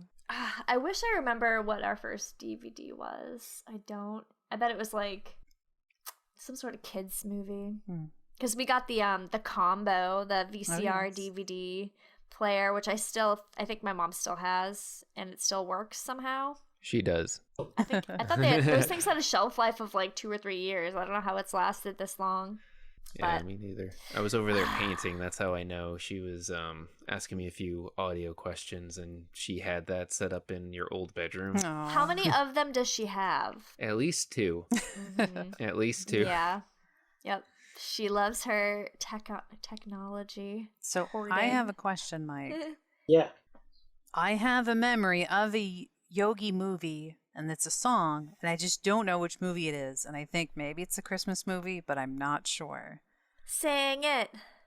I only know that they're singing about going to St. Louis, and they're on a train, I think, and Cindy is there. Hmm. What movie is that? Not Christmas. Not No. Christmas. Damn. No. Where are they going? Why do they have to go to St. Louis? Good All question. right, it's a mystery for another day then. I mean, maybe the because there was the Yogi Bear movie, and that's what it was called. Maybe just a Maybe. straight up film. Maybe that, yeah. Because Okay. Christmas is the only one I own, so that's the only one that gets repeated watchings every year. Sure. So yeah, I don't know on that one. Okay. I'll figure it out. Thank you. One thing I'll say before we switch presenters is I do remember what our first DVD was. It was the first Lord of the Rings. Ooh. And the reason I remember is because my dad didn't know that the plastic that holds the artwork to the harder plastic was supposed to stay on. So he takes off the cellophane and then he continues to like peel off that clear plastic.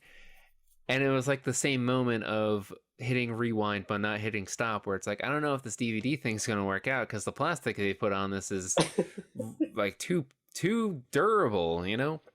Wow, that's hilarious. Yeah. And they still have it too. They like ended up taping the artwork to it.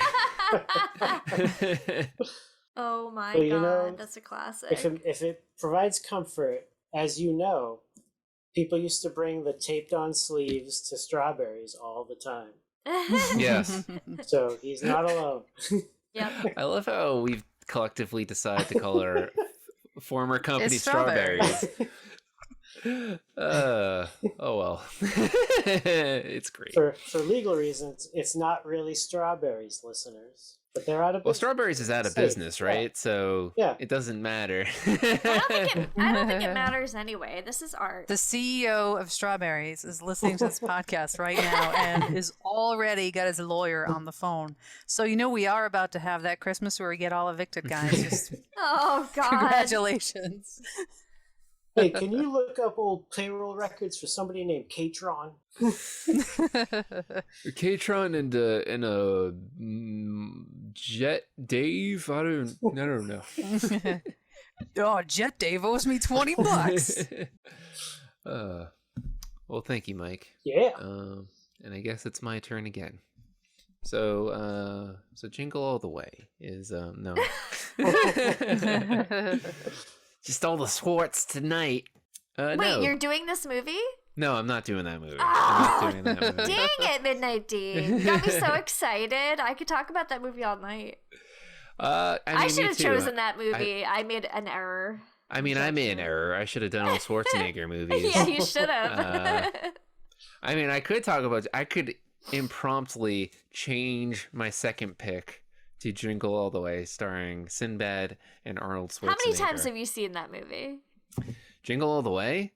Yeah. Oh, I have no idea. I've seen that so many times. Okay. You All know, right. Just checking.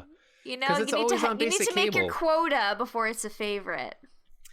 I agree with you, but like... Are you gatekeeping right now? I guess. If the man loves Jingle All the Way, the man loves Jingle All the Way. Just I believe him. remember I brought up Jingle All the Way, and he openly made fun of me one time. So I see. there's some history there. I think I thought it was another one. I think it was Jingle All the Way 2 with Larry the Cable Guy, which is not a great movie. No, it's bad. It's a terrible movie, So unfortunately. But Yeah. Sinbad is great. Arnold Schwarzenegger is great in Jingle All the Way. I'm just going to end up talking about Jingle All the Way.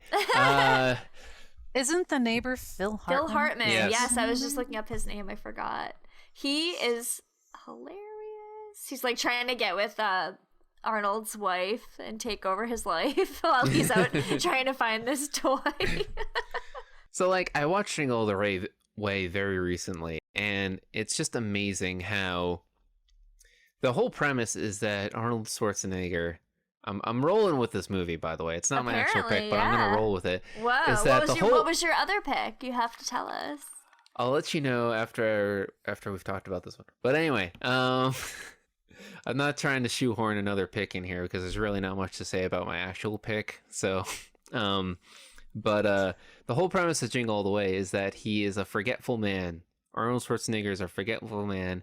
He forgot to get the Turbo Man for his kid. His wife reminds him. It's not that he's forgetful. He David. is bad with time. He is a bad time manager. He's a workaholic.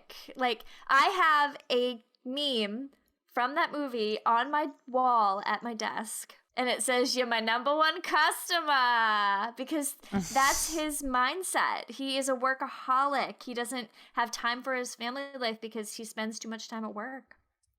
Relatable for Americans, Yeah, definitely. Totally. But Sorry, here's the sorry thing. to interject. I Here's just the had thing. to. Okay. Knowingly a workaholic, right? Knowingly a workaholic. The wife didn't go out and buy Turbo Man.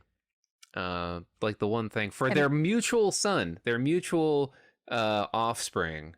And Christmas isn't about the presents, says many of the films, but this film tells you Christmas is about the presents. Absolutely. Your kid will hate you, your wife will hate you and start sleeping with sexy Phil Hartman.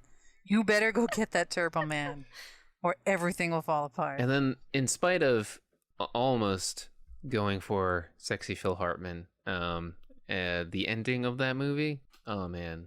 So what did you get me for Christmas? And it just zooms in on Arnold's face. Spoiler, but like, Something like it's great. It's a great way to end a movie. But it's not about the ending in that movie. It's totally about the journey and the pissed off Sinbad mailman. Oh my god, he's so pissed off the whole movie. He is. Okay, it's officially my pick. I've talked about it for way too long. No, you can't do that. That's not right. You can't just decide things. Look, my actual pick was Empire yes. Strikes Back. Oh, no. This is good. What a reveal! Because for the same reasons as Total Recall, because I annually do a rewatch of the original trilogy every November, December, January, somewhere around that time. And apparently I'm not the only one, because the most recent trilogy all came out in December. So obviously the marketing experts themselves, that is Disney, knew that that was a great time to release Star Wars. It's the same thing with Harry Potter. Like, I watch it I read it, I listen to it, or I watch it every, like, right around Christmas time. And I didn't think I wanted to talk about that because everybody knows Harry Potter, and it's not, it's like, not everyone doesn't know exciting. Star Wars. Yeah, no, that's what I'm saying. Like, I almost chose Harry Potter, but I feel you. I feel you on that. Yeah, Lord of the Rings is also that's another for me holiday trilogy because they came out in December. Yeah, they always came out in December every year. That's true. Yeah, I mean, up until the Disney Star Wars, it was always May. They always released the Star Wars in May, but I mean, I would, like, even the prequels will be on TV, and, I would watch them, around the holidays and stuff like that. Prequels mostly in the background type of a movie, as opposed to the original trilogy where I actually sit down and watch it. But yeah, I mean, and especially Empire Strikes Back, which is my favorite, and, I believe they're on Hoth, which is the snowy planet, where where Han cuts open the bipedal Yeti-looking creature. Tauntaun. Is it the Tauntaun? Oh yeah, the fuzzy Tauntaun is the drink at Ogus Cantina. So that yes, that is how my memory works. Is by alcoholic beverages Named after Star Wars Yes. creatures. Sure. Yeah. And like the that whole sequence, it's totally at least That's Christmas. Yeah, that's Christmas right there. Put lights on your Tauntaun and your C-3PO and call it a day. That Wampa was the Bumble from Rudolph. Who was? The Wampa that gets Wampa, Luke. Oh yeah. yeah. That Bam Oh sang. yeah, that's right. I can Yeah, see definitely. that. I can see that. Yeah, all these trilogies and quadrilogies and illogies, they get stuck in our heads because, merchandising, really. And there's nothing wrong with that. Yeah. I mean, it goes right back to Jingle All the Way. How merchandising just, colors our perspective of the holidays. But it's very particular merchandising, like even going back to Jingle All the Way, where they're completely sold out of Turbo Man, but like his trusty sidekick, whatever the name is, they have plenty of, and no one cares. It was like Blue Bandit or crap, I don't remember. Yeah, something like that. But yeah, I do, going back to Star Wars, I'm due for my annual rewatch of the original trilogy soon. I tried to get as close to the theatrical cuts as possible, and thanks to the magic that is the internet and extremely passionate fandoms, people have restored the theatrical cut from, old prints and stuff like that. So I have digital copies of those that I look forward to sitting down and doing a marathon one of these days, maybe over the long weekend, if we're not watching Muppet Christmas Carol. Or Jingle All the Way. Or Jingle All the Way. We'll just watch Jingle All the Way 3 times. That's fine. But I've never seen that movie. Jingle All the Way? Yeah. Oh, man. Oh, I guess I'm get sure it. it's on one of the streaming things. I should get on that. Oh, it's on Disney Plus. Okay. Was it Disney Plus? Okay. Oh, yeah. Yeah. Worth your time. Ignore the Larry the Cable Guy one. What I would say is... it's so silly. You have Arnold Schwarzenegger getting in a fight in a ball pit with a small child saying, "Give me the ball." I think it's like the winning ball that'll give him a Turbo Man, and he like literally fights a child so that he can get this toy for his kid. Yeah, it's like when Toy Store does a lottery and they give out numbers at random in these little like dispense balls, which I totally forgot. But he also mentions that because of the supply and demand of Turbo Man, that they have to increase the price twice to double the price. eBay before it was eBay. To clarify, Booster is Turbo Man's faithful pet sidekick, Tiger. And he's like this big, dumb, like pink wolf. It's so cute. They got plenty of them.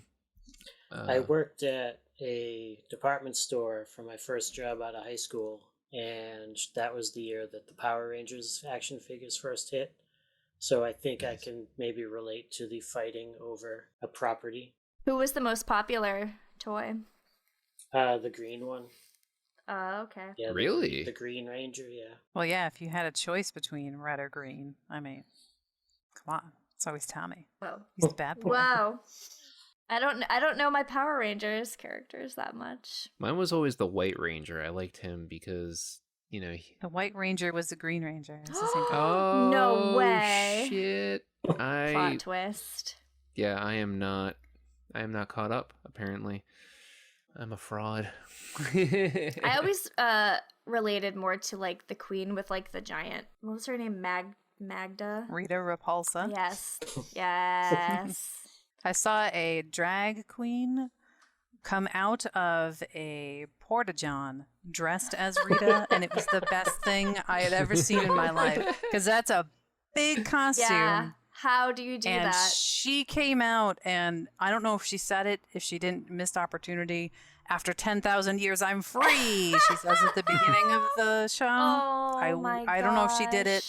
In my memory, she does. Beautiful. I just want to point out, Arnold Schwarzenegger pays them $300 for a Turbo Man, and then he opens it up in front of him, because they bring him to like this warehouse with all the mall Santas, just making these fake ones, and then he presses the button and it's speaking Spanish. Yeah, and the arm falls off. And the arm and head falls off. And then suddenly there's like a bust by the FBI, because they're totally like hunting bootleg toy makers. And then he finds like a toy badge, and then the cop's like, who are you? And then he flashes the toy badge and acts like he's, you know, the commissioner or whatever. This is the best Christmas movie. You know, I think it's the most appropriate Christmas movie. That's so ridiculous. I totally like accidentally picked 4 movies for this. I'm sorry. That's okay. Well, I wanted to talk about Star Wars. You can say it's your fault. It's your runners up, right? It's tied. It's tied for second with Star Wars Empire Strikes Back. I love that you chose Star Wars, because I do have fond Star Wars Christmas memories, and especially with Jet Mike. We saw Last Jedi together with my significant other. After everybody got out of strawberries, we headed right over to the movie. And I think it was pretty tight. It was something like we had to get there right then. So we were in kind of a rush. And it was cold day. There was somebody stuck on the side of us in a car that was skidding on this patch of ice, because there was like a little like lump to get over. So Jet Mike and my significant other Cheese Lust, both of them popped out of the car, tried to push this car up the icy hill. It didn't work. We got back in the car, tried to be heroes, didn't work anyway. Went to go see the Star Wars movie, which ended up being a very big deal, very controversial film, I guess, because the internet existed. But for seeing that movie and going with, you know, people that I love, it was during Christmas time. It was something that we could actually fit into all of our schedules all at once and see it the first time together. It was just a very warm, fuzzy memory that I have of that night. And it was kind of an impactful, emotional film. For when we saw it, we didn't know that the internet hated it. As soon as they went on the internet the next day, I was like, oh my, the internet saw a different film than me.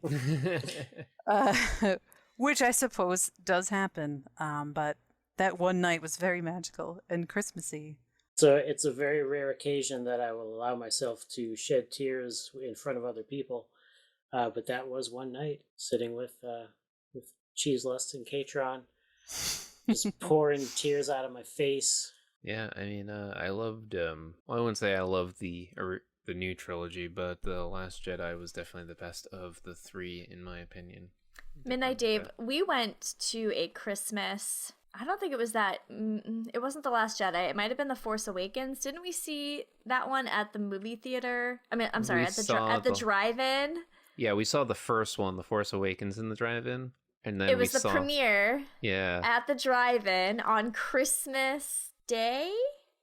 It was close to it. It was freezing and raining and crappy. yeah, it like started to rain, and but the rain created like a nice clear sheet over the windshield, so we could actually see through it. So it worked out.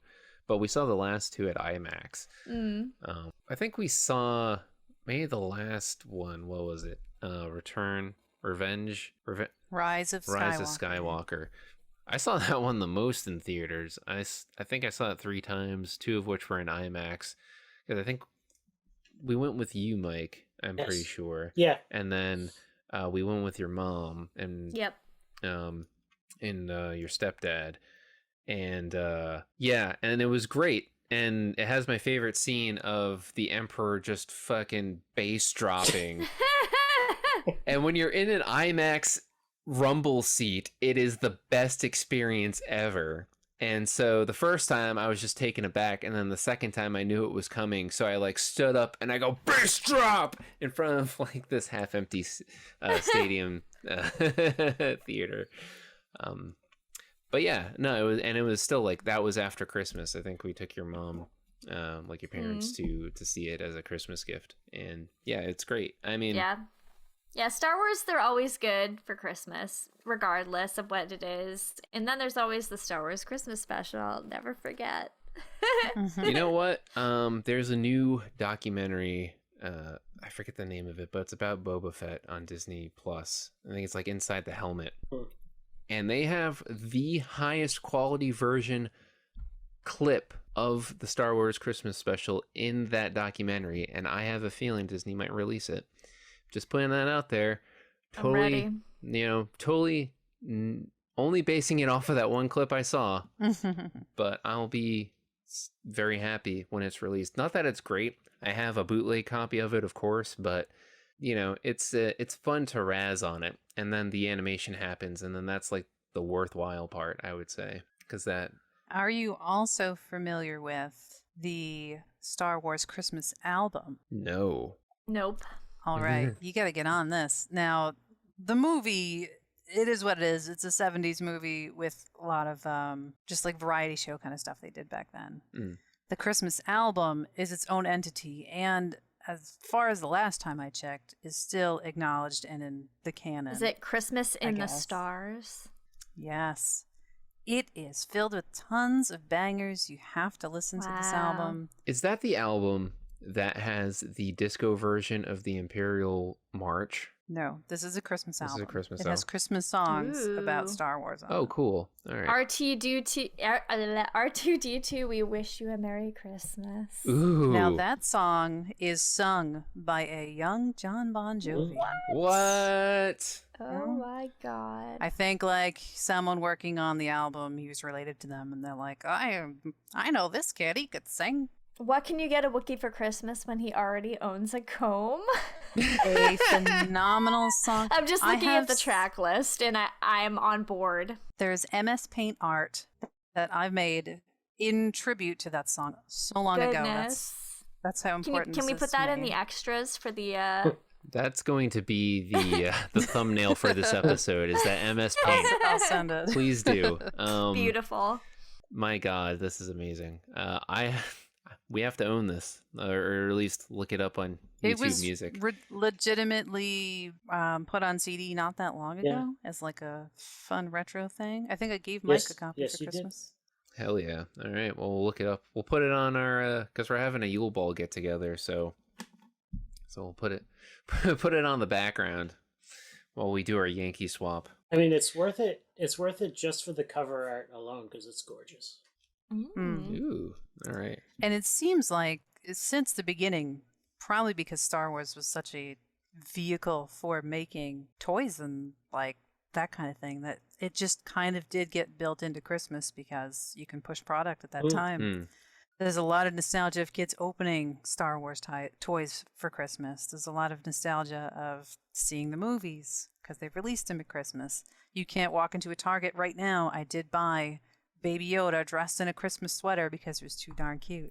And because I was like, it's Christmas, I gotta get the Star Wars Christmas thing. So it's definitely nice. deep part of my little psyche now. Oh, see? Yeah, I see Jenny's shirt. Yeah, Jenny from the absolutely. grave. I am currently wearing a Grogu as the Gizmo from the Gremlins, riding his little. It's like a mashup, so it's Grogu and Gizmo mashup. I'm wearing a little Christmas hat in the pink Barbie Corvette, driving around. Who did I get that from? That was Iron. No. It was London 1888. London 1888. Shout out. They have amazing mashups. No, So good. It's great. I have a Godzilla versus Kong shirt that is in the vein of the Gorilla Biscuits self-titled 7-inch. And it is fantastic. Definitely look them up. And props to them because they Disney wanted to keep Baby Yoda, aka Grogu, so secret that they didn't release any merch. So that shirt is literally the first piece of merch I saw with Grogu on it, and that episode premiered like the beginning of December, and they were shipping those shirts like mid-December, arriving in like 2 days. So props to them for getting on that ball. Well, regardless, I guess my picks are Empire Strikes Back and Jingle All the Way. A double feature for the ages. Good job. And that's what I'll leave you with. Oh man. That is what I'll leave you with as we go on our final round, our final picks. So, K-Tron, what is your final pick of the evening? So, my final pick, last but most certainly not least, is a film I brought up several times before and will continue to do so until we watch this goddamn movie. And that is Bernard and the Genie from 1991. I remember you nominating this so many times. I have. And again, we'll continue to do so until you give in. So consider this the pitch number 7. So Bernard and the Genie, it's a British Christmas movie, a made-for-TV Christmas movie. It aired on BBC One on Christmas Eve. And it stars Rowan Atkinson, a.k.a. Mr. Whoa. Bean. Oh, Nice. Yes. Every time you do this spiel, I'm like, oh yeah, Mr. Bean. Oh, yeah. I need to see And it. a very, very young Alan Cumming.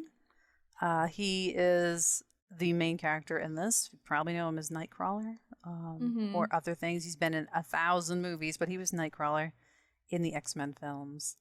And actually, this was only the second TV movie he'd ever done. He'd done some TV shows. He did one TV movie, and then this is the second TV movie he did. I love So Alan still Cumming. very early in his He's career. I great. know. He's adorable. Super cute. So this is a movie I discovered with my brother. I don't think it was something we recorded off the TV. I am almost 100% sure this was a VHS tape in a discount bin at a Benny's that we took home. Good old Benny's. Good old Benny's. And not disappointing. This movie hit harder than we could ever imagine. So the Rowan Atkinson character, he is the boss of Bernard and the Genie, or as it's pronounced by some of the cast, Bernard instead of Bernard, but I'm not doing that through the whole thing. I just want to let you know. I'm going to Americanize it and Bernard it. So Bernard is an art dealer, and the beginning of this film, he's walking into work, he's having a great day. He actually just discovered some very expensive paintings in the attic of these two little ladies who didn't know that they had it. So these like millions of pounds worth, these paintings that they found. And he walks in. There's Rowan Atkinson being the asshole boss because, he's a bad guy in this movie. He does talk, and he's a dick. And he's like, "Oh, good job, Bernard. You found these paintings. That's awesome." But he apparently did it in such a way that these little old ladies are going to get all the money, and the company that he works for is getting none. That changes everybody's attitude all of a sudden. So Bernard gets fired. He walks home all sad. There's music that's playing as he's walking to his job that's super happy, and then it's the same music but sadder, like as he's going home. Uh-huh. Then I think he gets, like the truck drives by and water gets splashed on him. He calls his best friend to let him know, and his girlfriend picks up the phone, and she's like, "We've been sleeping together for a while. I just want to put this out there that, I've been sleeping with your best friend for a long time, and you didn't notice. I'm really sorry." His friend gets on the phone, and he's like, "I'm really sorry, Bern. It's a doggy world. Then dog stabs dog in the back and sleeps with the kind of world we're in. So, sorry. You're just not cut out for it." Bernie tells him, "I've already been to the apartment. I've cleared out some of my things." He gets home. There's nothing left in the apartment. He walks past this fish tank, which is empty. He kind of just sprinkles the food onto nothing. Just the water that's in there. And there's really nothing left in this apartment, except for this old lamp that he does fondly remember receiving for Christmas from his girlfriend the year previous. And even in that little flashback, she kind of looks up at the best friend and sort of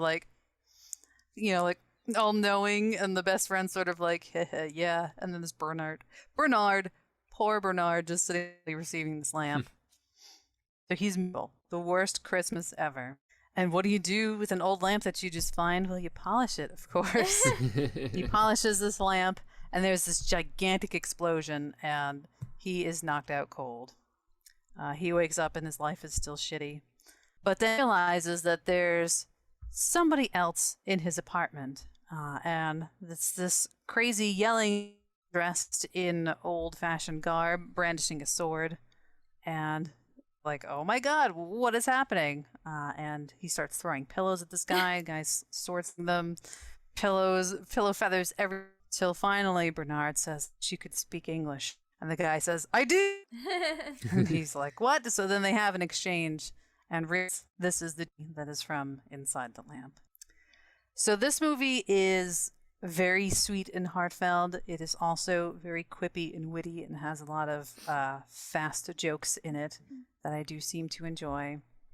And it's just this adventure with Bernard and his new genie friend, Josephus. This guy is played by a man named Lenny, who is a comedian from overseas, and it looks like he did do a lot of SNL sketch type shows before doing this, so having that improv kind of background seemed to definitely help with this character.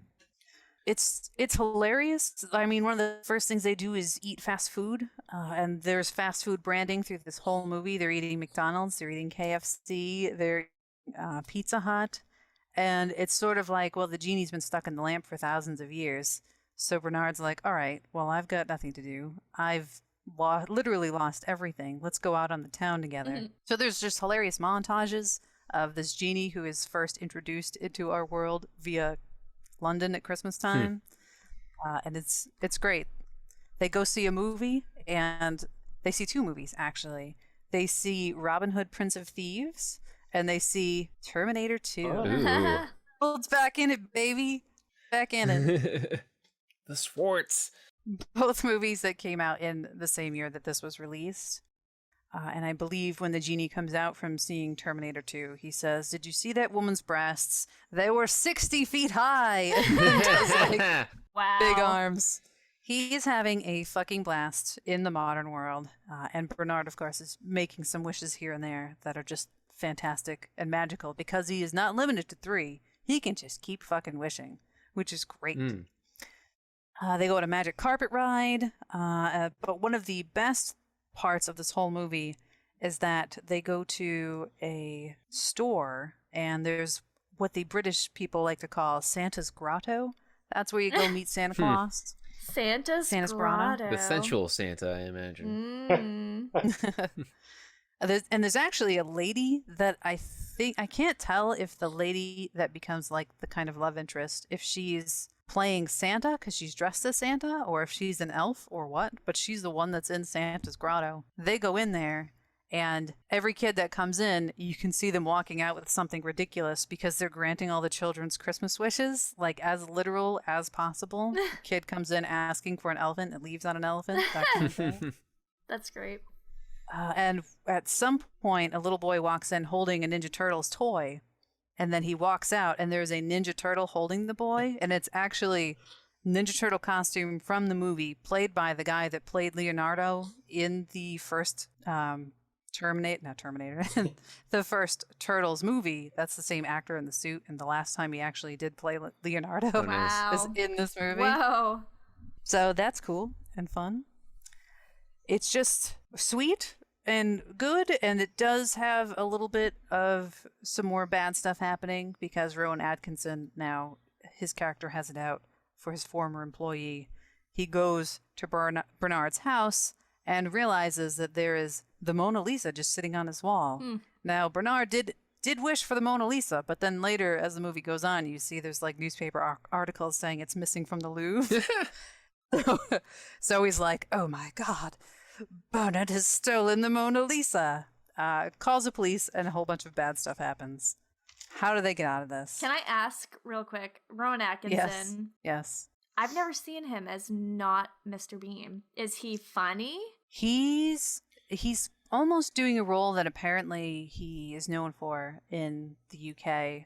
That's called Black Adder. He was in a show called Black Adder. Oh my God, I have seen that. I'm so sorry. A great series.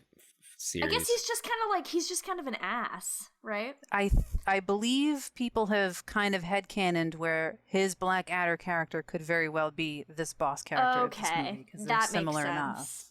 Yeah, definitely. So when they go out on the town, you've got the genie just having fun, and it's sort of that like fish out of water, just discovering everything that we take for granted as new. At some point, he's drinking 10 milkshakes at once. So they're all lined up, and he's got a straw in each one. And apparently Lenny Henry did legitimately drink 10 milkshakes at once because he sips through all the straws, and they all go away. He did drink them for that scene. Wow. Everyone's dream, really. Everyone's dream. He's playing in a bubble bath. He's going to see movies. He's eating Pizza Hut and McDonald's at will. Like, it's just every kid's dream, probably. I definitely saw it as a child. So seeing all this, you're like, I would love to hang out with my own genie and get McDonald's and then go have a giant bubble bath. Hell yeah. That would be fun. Hell yes. It almost reminds me of, Jenny, what's your favorite childhood movie? That's a really tough question. No, it's the one where her imaginary friend comes back. Oh my God, Drop Dead Dead Fred. Fred. Okay. That was a favorite of mine as well, and pretty similar. So honestly, I didn't see that until I was older. I didn't have that as a child. Oh, okay. Oh, I saw it as a kid. I saw it when I was like late teens, maybe even early 20s. I felt like I was robbed, and I should have seen it sooner. But I did instantly fall in love with that movie. Oh yes, It's great. So kind of similar in that way that they are adults. They're acting a little bit childish, and it is kind of fun. It kind of reminds me of like Blank Check and Richie Rich, those kind of movies, but they didn't have a genie. And British though. When you see it, because you're never not going to see this film. When you see it, it's definitely British in its own special way too. So Midnight Dave, are you ordering it right now, or do you want me? Do you want me to? I think it's free on Amazon Prime. Even I think I just we're actually the only humans on the planet right now that do not have Amazon Prime. That's fine. I just know that I saw that earlier. We're anti-Amazon. No, not supporting Mr. Bezos, that's for sure. No. I have it on DVD. I did just buy it. All right, well, movie night. Let's go. I will wager you this, K-Tron, because MRS is having a Yuletide celebration at the end of the month. I think it's the day after Christmas. We're going old school again. Everyone has to bring 2 movies. If you bring Bernard the Genie, you have 2 votes. Here. All right. I can't speak for I'll Jet vote Mike, for but... it too. Okay. There you go. That's there 4 votes. We go. That's practically half the room. room. So what we're doing is we're cooking the books here, and that's fine with me. You got to do what you got to do, because sometimes the crowd is going to love it, but the crowd doesn't know that. So you need to you gotta make force those feed them a tough little bit. decisions. Yeah. If you need any more convincing, I have a few quotable quotes I'd like to share with you. Yes, Please. So the song that I mentioned that plays in the beginning of the movie, it plays a few times in the film, actually. It's unfortunately not a movie that contains the name of the movie in the song, but it is still very catchy. I don't know the official title because I don't think it pops up in the credits, but it is, I'm calling it Mr. Success because that's the part that is repeated several times. It is an original Christmas song, I guess. And it is fun and silly.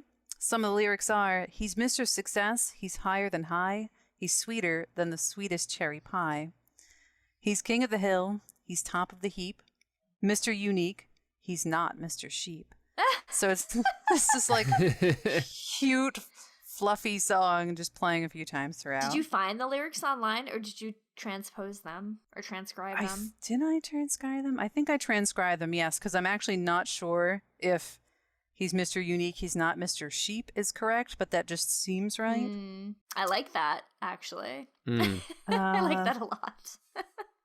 When the genie chomps into a Big Mac, he does say that makes him as happy as... No, actually, it's not the genie. It is Bernard. When he is asked if he is happy by the genie, Bernard responds, I'm as happy as Michelle Pfeiffer's underpants. Whoa!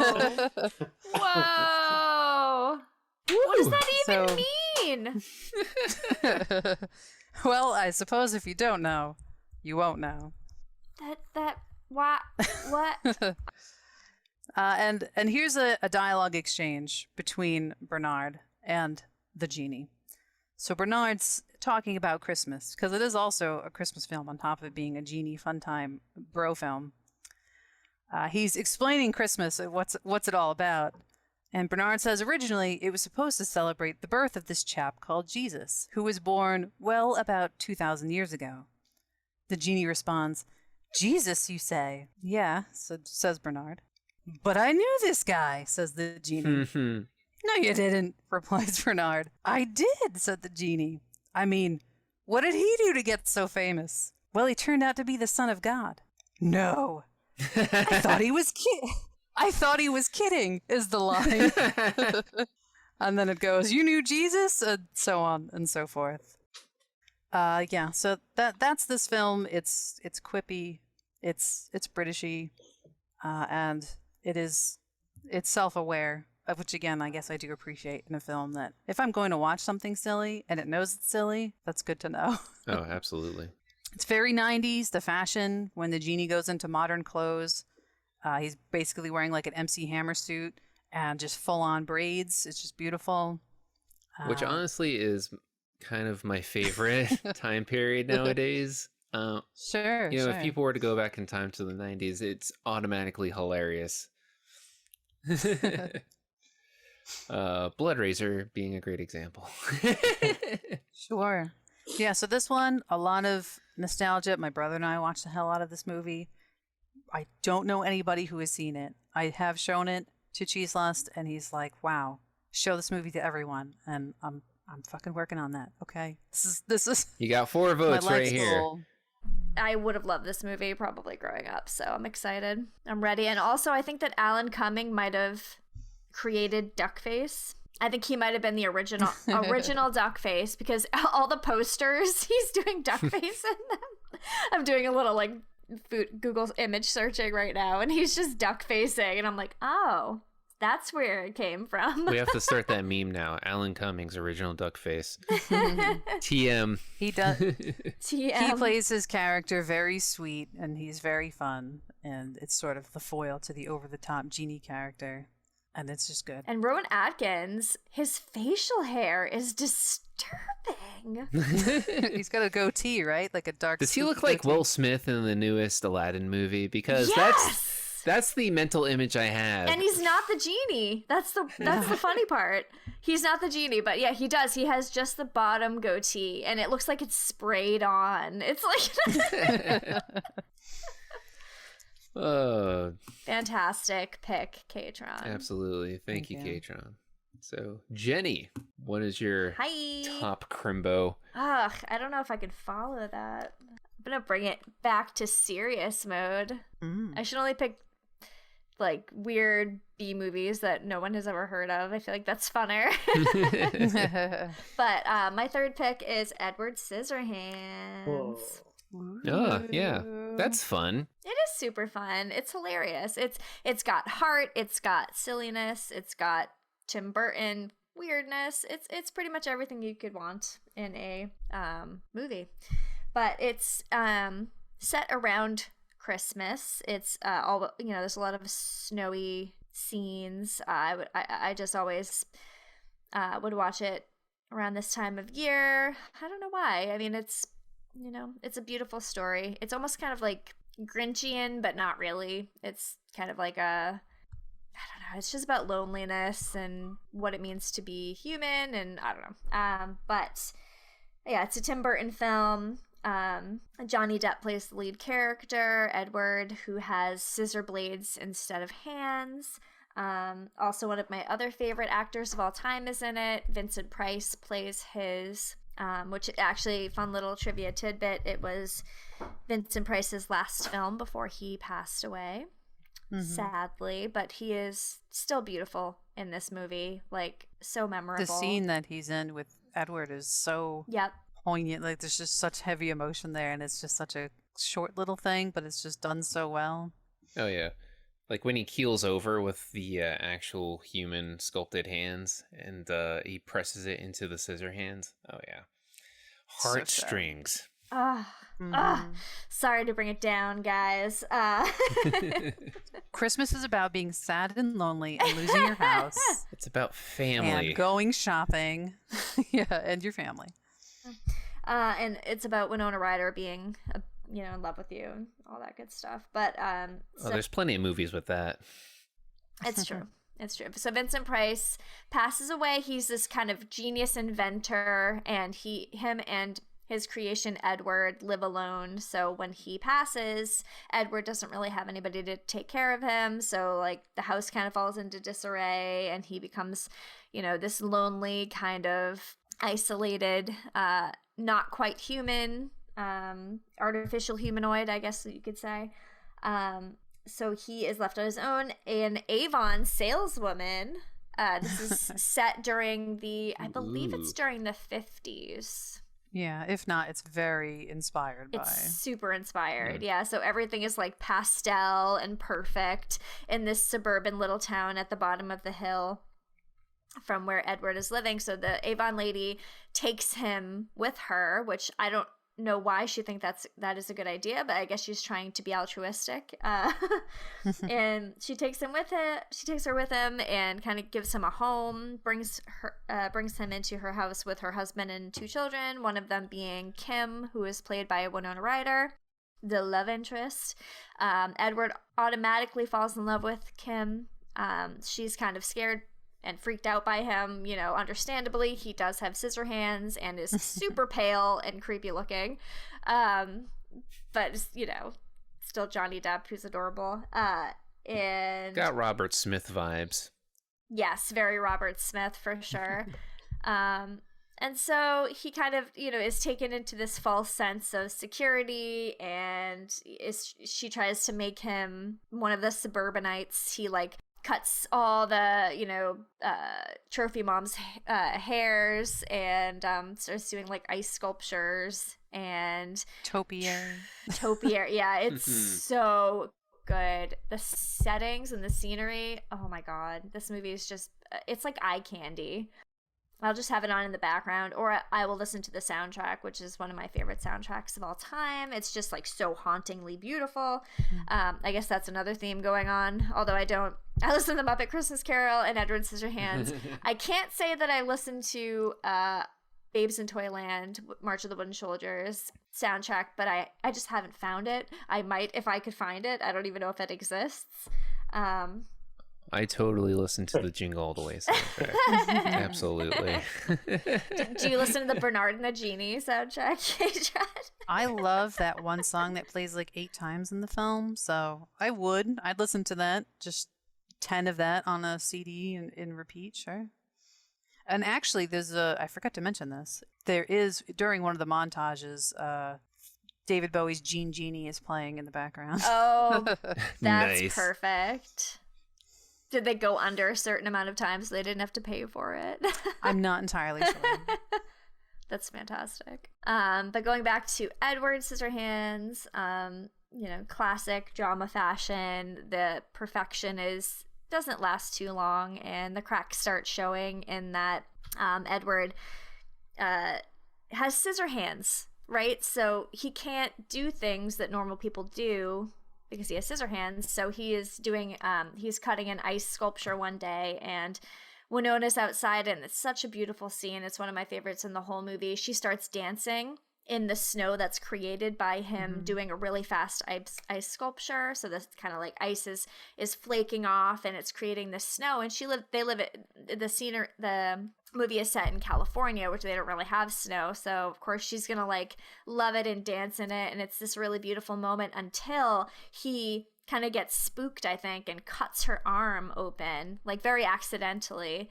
And I think her, not boyfriend, but like almost boyfriend, kind of like football player at the time, sees it happen, and then just like all out war breaks out between him and Edward, and nobody trusts anybody, and nobody trusts Edward. Unfortunately, they all see him as a monster now. Kind of like the tables turn so fast, it's kind of scary. And so they, I don't know, he ends up going back to his kind of old way of life and realizing that he wasn't meant to be down with the suburbanites, sadly. But I don't know, it's gorgeous, it's beautiful, it's sad. I think Tim Burton said it's his favorite movie that he's ever made, which is really cool. It definitely has a flavor of its own, and it stands alone from all of his other work, I would say.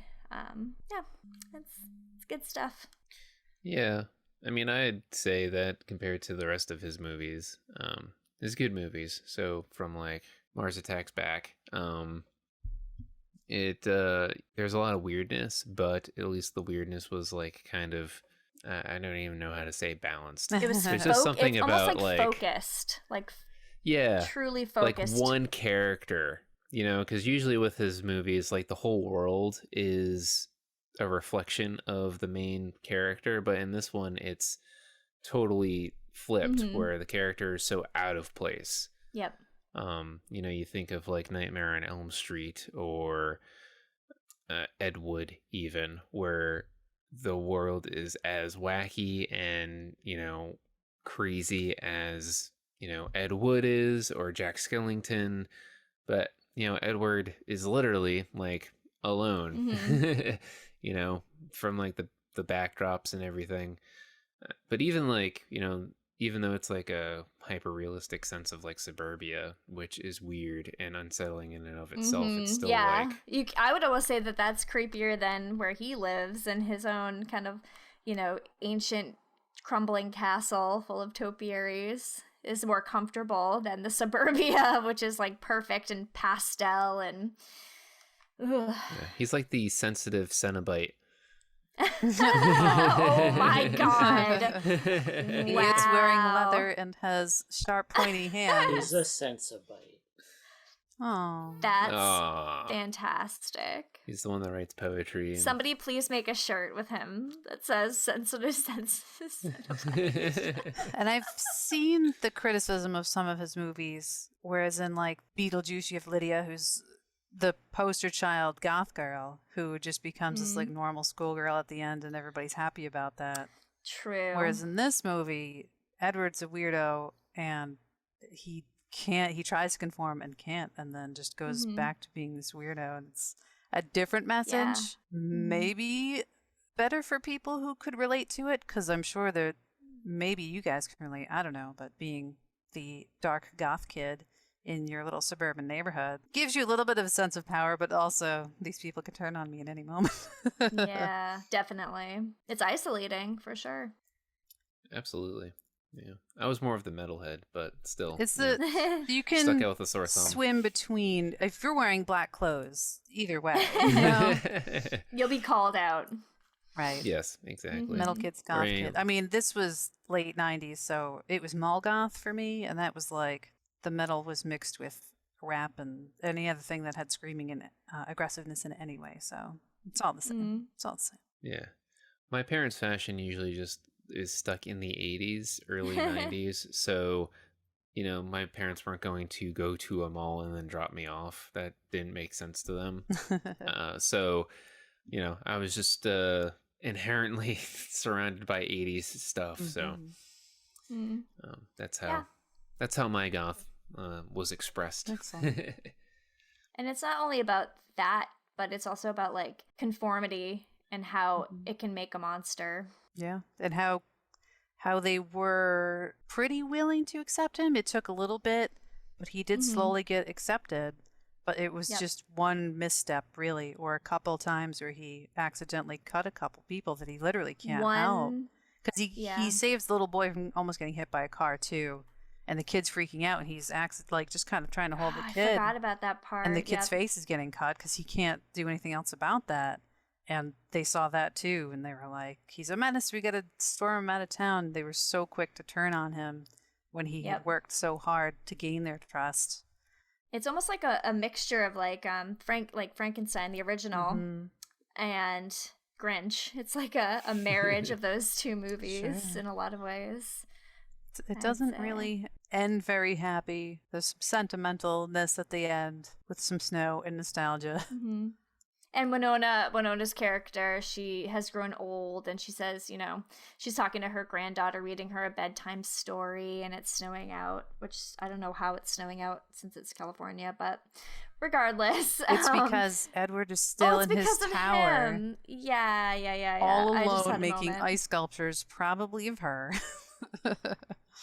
I think the line is, how do you know he's still alive? And she goes, well, it never used to snow until he came. Oh, that's true. I forgot. I hadn't rewatched it lately. I probably should have. You'll cry. It's not I know.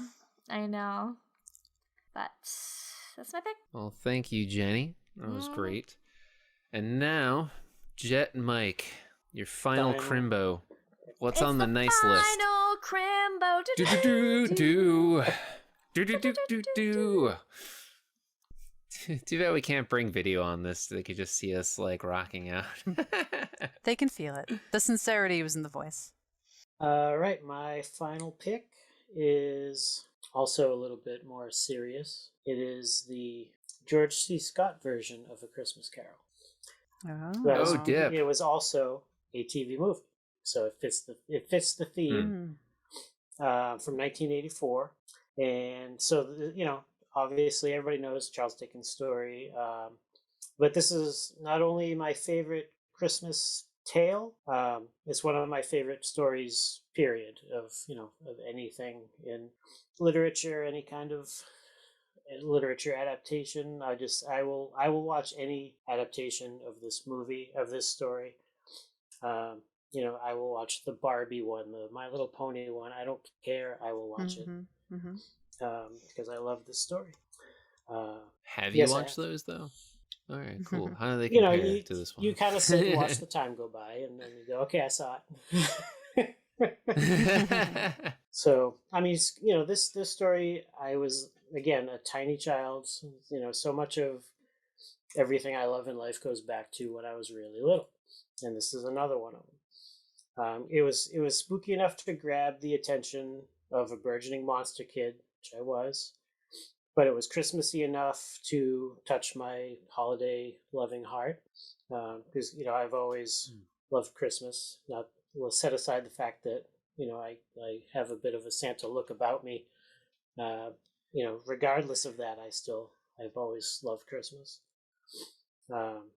So it started, I would listen to the Christmas Eve radio reading on, I think it was WBZ, a local radio station. And I'd watch all the adaptations I could, all the animated stuff, all the, there's 15-minute versions of these, cartoon versions of this story that I'd watch. There's so many adaptations.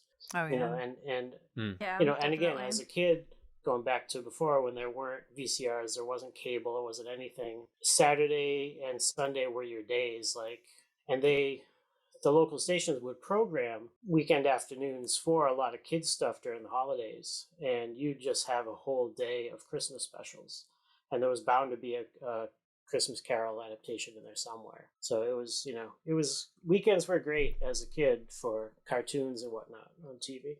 With that said, I didn't actually read the book until I was a teenager, but it's one of the most terrifying books that I've ever read. Especially like the visit from Marley's ghost is like you almost want to put it down. It's a very frightening part, and I really appreciate that because I think it's hard to find real frightening aspects in books, especially when I was reading a lot of horror stuff, and there wasn't a lot that like really made me unnerved. It had enough tension, and this book has a great amount of tension and fear in it, and it's great. That Marley's ghost is for me the most frightening part, but where this movie is concerned, like Christmas Yet to Come is very close because he's very haunting version, and when he reveals the malnourished children from within his robe, that's creepy as hell because you really don't expect that. And what are their names? Oh man, I don't Do you know remember. it? No. I don't remember either. Want? I think Want is one of them. Want and Want and Desire. Oh, that's some good trivia right there. But that also sounds like Hellraiser too. So, all right. Oh yeah. It's totally Ghost of Hellraiser. Christmas Yet to Come is also a Cenobite. They give them like big black like lines under their eyes. He's the festive Cenobite. That's right. So I remember parts of this movie, but I don't remember it as a whole, so I definitely need to rewatch it. All right, I got it. The boy is called Ignorance and the girl is called Want. Oh. Ooh. And like that That's the stuff they skip in like the Mickey Mouse version. So those are frightening on their own, but Marley is crazy scary, especially when he takes the wrap that's holding his jaw closed, and his jaw just falls open really unnaturally and gross, and his eyes are all bugged out. It's really I remember that. Oh my god. It's like, Mike, do you know like when you have seen something and you don't know what it's from? Mm-hmm. That's this movie for me. And you're not I had sure no if it's idea. real. It's just from my nightmares. Yeah. Like when you just said that, I was like, oh, like, oh my god. And like he opens the window and all the spirits are flying through the air. All the other ghosts. It's just fantastic stuff. We gotta watch it. Absolutely. I mean, I can't pick a favorite adaptation of the story because it is my favorite story, but like Muppets and Mr. Magoo, which we've watched together. And because there's so many. I mean, they're extremely high on my list. Mr. Magoo's so damn good. It's so good. Absolutely. We watched that one together too, year. right? I mean, obviously, 2 years ago now. For different reasons, obviously, that's good. They don't have the serious... Mr. Magoo kind of makes you cry too. But anyway.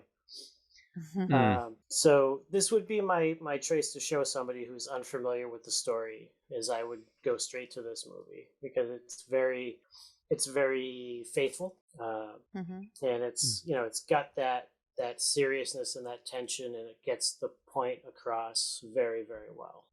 When people come to the library looking for Christmas Carol, they almost always specifically ask for the George C. Scott version, which people usually don't even know what version of anything they want to see, but this is the one, and it surprises me every time it happens, but this is the one that they usually ask for. Yeah. Wow. And it's, despite it being from the 80s, it's still very relatable and very watchable to even like a current, like a teenager now could watch that and not go, this is an old movie. I think it would still get them. Yeah, it's worth mentioning George C. Scott and just how great he is in this. I mean, he's great in everything, right? From hardcore to Doctor Strangelove and Changeling. And the Changeling, of course. All the gravitas that you associate with George C. Scott, he brings tenfold into that portrayal. And so it adds like a total another dimension and like believability. I mean, there's a lot of course, been said, a lot of adaptations but I feel like the George C. Scott version is always so good and right for the character. Like, he totally gets them, and there really isn't any doubt that this character is experiencing this. We can go back to Michael Caine, but it's a little bit of a more whimsical portrayal, right? Because of he's surrounded by foam puppets, but George C. Scott, like, he's terrified, he's somber, he's a miserable bastard in the beginning. And then, just that arc, he makes it so believable for him to have a renewed sense of, a life purpose. And you could tell that Michael Caine in the Muppets was channeling him. Oh, yeah. For sure. Oh, yeah, absolutely. I used to do these little things for, I think, a Facebook post or whatever, called Made Up Movie Facts. And I can't remember the exact connection I made, but I made a connection where The Changeling was a sequel to A Christmas Carol. And it was just, it was Scrooge's like family bloodline followed all the way down to his character in The Changeling. And yeah, I made the connection somehow. Can I just suggest a theme for a future episode just being fake trilogies? I mean, I do this on my own all the time, but I like that a lot. But I've heard two great ones this episode, and I think we can all like do like maybe 2 or 3 and I don't just know about explain trilogy, why. But like, I think personally that Fifth Element is a Die Hard movie. Yes, absolutely. It's Die Hard in space. Yes, absolutely. It is the 5th Die Hard movie. I know. I don't even know how many there are. There are technically 6, but forget the other 2. Like, it is... Mwah! Another movie I watched during the holidays. I could have put that on my list. Maybe it is on my list. We'll find out. But yeah, George C. Scott. It's a beautiful, great pick, and that story has endured for so long. And when it came out, it was really popular too. It was being serialized in a magazine, and people were pretty hot for it then. And it was a lot of our traditions for Christmas stem from that story. Like, there's things that were being invented for Christmas that we do now that just come from that story that we just have assumed as tradition. Figgy pudding being one of them. Figgy pudding. I mean, that's a British treat. It being associated with Christmas, I think. Yeah, the goose was popularized by that. Getting the goose for the goose, the feast, and it used to be a popular thing to tell ghost stories at Christmas. Gosh, I wish that this tradition comes back, but definitely during Victorian times when this came out, that's what people did. It was spooky times, these cold winter nights. You'd have everybody over for the holiday. Lights go out, then you start trying to freak out everybody who's there. So there's books of compilations of these stories. If you're curious to get into it, there's a whole new world of spooky Christmas type tales that you can get into. Because every day is Halloween for some of us. Hell yeah. And jumping off of that, there's a whole TV tradition in Britain from the BBC doing a ghost story for Christmas. And every year they would have a special where they would tell one, maybe like an M.R. James story or some other ghost story, and they would put it on the telly, as they would say. How I always like to set those up is like, we think, oh, okay, they did like a half-hour special. What's the big deal? No, it was the last thing that they would show before the TV stations would shut off. So just imagine you're left with this like creepy feeling from this ghost story you just watched, and then there's nothing else to watch. The TV goes black and you're just there with like white static. How existentially dreadful is that? And they did it. They did it as a nation. Like, come on. They're great. Like, we've been watching them. I got a whole like compilation, and they just keep getting better. And then they reprised them, I think, in the early 2000s. Some of them are scarier than any horror movies I've seen in the last like 5 or 10 years. I forget which one it's called, but the one with John Hurt. I have the list open right now because this is my pick for the Oh, is it? Oh. Oh. Oh, man. I was like, damn it, they're going into it. All right, Segued. fine. It's a great. good segue. It works beautifully. It's a good Which one? segue to let our audience know right now that we're also going to be recording a bonus episode, what we are calling Midnight Bites. So they're exclusive bonus episodes for our Patreon. So again, patreon.com/Midnite Romero Society. Check it out. If you donate $5 or more, you can get access to these episodes, and every dollar helps support us in what we do. So if you like what we do and you want to hear some bonus content, check it out. Jonas. And yeah, I'm gonna dive deep into some of these Christmas ghost stories. Haha. Oh man, I'm looking forward to this. Insert evil laugh track here. You sound like a crazy old witch, but we'll take it, Midnight Dave. We'll take it. I'm trying. I'm all about the impressions tonight. But anyway, Jet Mike, thank you so very much. Yeah. Who's next? Is it you? Oh, is it me? Mm-hmm. All right. Well, I hate to say it, but I'm also going to end on a sober note. Man. Sorry, guys. Bring it. I guess that's what the holidays are all about. I know. My pick is a somber movie from 2004, and it's called The Hebrew Hammer. You're so full of shit. Oh, wow. Yeah, I'm full of shit. This isn't sober at all. This is hilarious. We watched that for one of our holiday events a few years With back. Mr. Magoo. Mr. Magoo's Christmas Carol. That was a good year. Hell of a double feature. So for those that don't know about The Hebrew Hammer, it was just like this Comedy Central TV special, or TV movie, if you will, but it's a full length. And the whole idea is that you have all of the holidays are personified. So Hebrew Hammer obviously represents Hanukkah, and then Kwanzaa is represented by the character Muhammad, played by Mario Van Peebles, who is Lee Van Peebles' son. Lee Van Peebles directing Sweet Sweetback, Badass Song, among other amazing pieces of work. And so the gist is that Santa, OG Santa, is moidoid. He is moidoid by his son. Moided. By lovingly portrayed by Andy Dick. And That's right. Andy Dick.